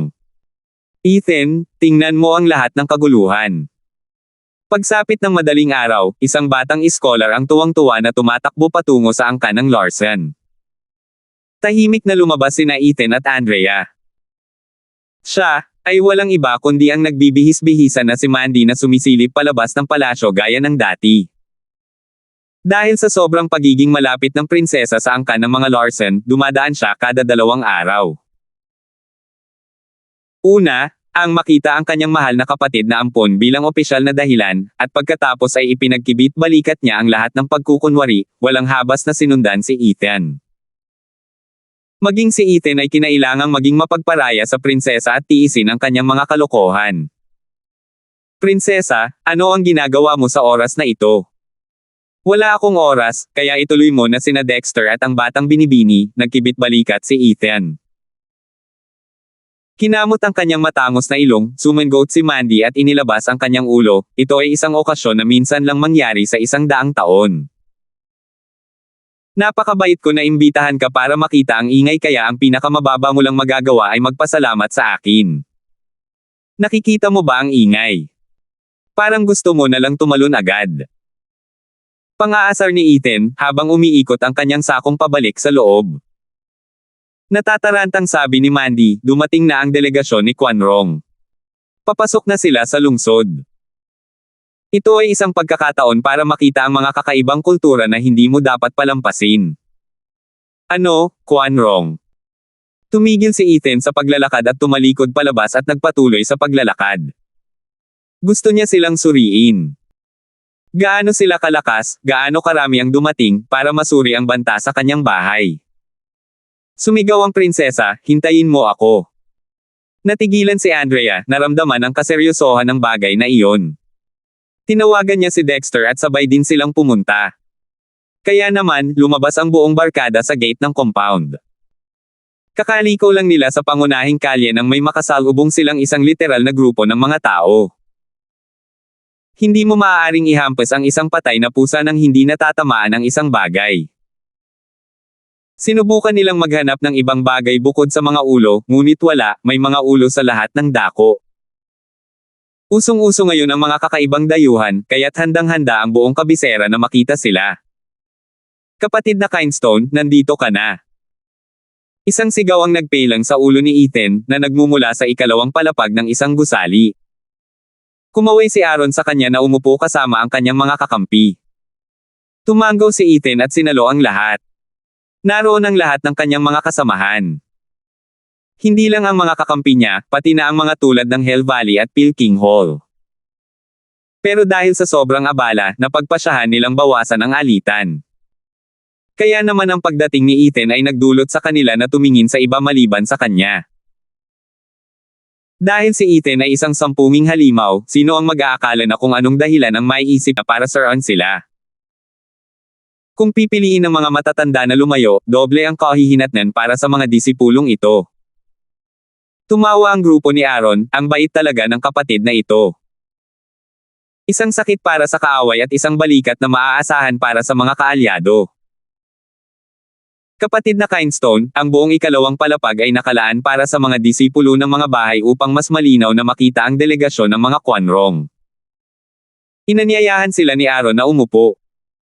Mahigpit si Troy, hindi inaalis ang kamay sa hawakan ng kanyang espada, iniisip ko kung gaano karaming eksperto ang mayroon sila. Parang may iba ka pang maaasahan mula sa isang panatiko sa pakikipaglaban. Nagtama ang mga mata ni Ethan at Aaron at sabay silang tumawa. Pagkatapos ng esoteric debate, hindi nagbago ang mood ni Troy. Hindi pa nakakarating sa bayan ang delegasyon ni Quanrong, kaya lumingalinga si Ethan. May napansin siyang palihim na figure at sumigaw, "Photon, nandito ka para makita ang kaguluhan at hindi mo man lang ako binati." Yumuko si Photon sa unang palapag nang siya ay natigilan. May pilit na ngiti at pagkamot sa ulo, "Katie wala Kindstone, ako." Nagkataon lang.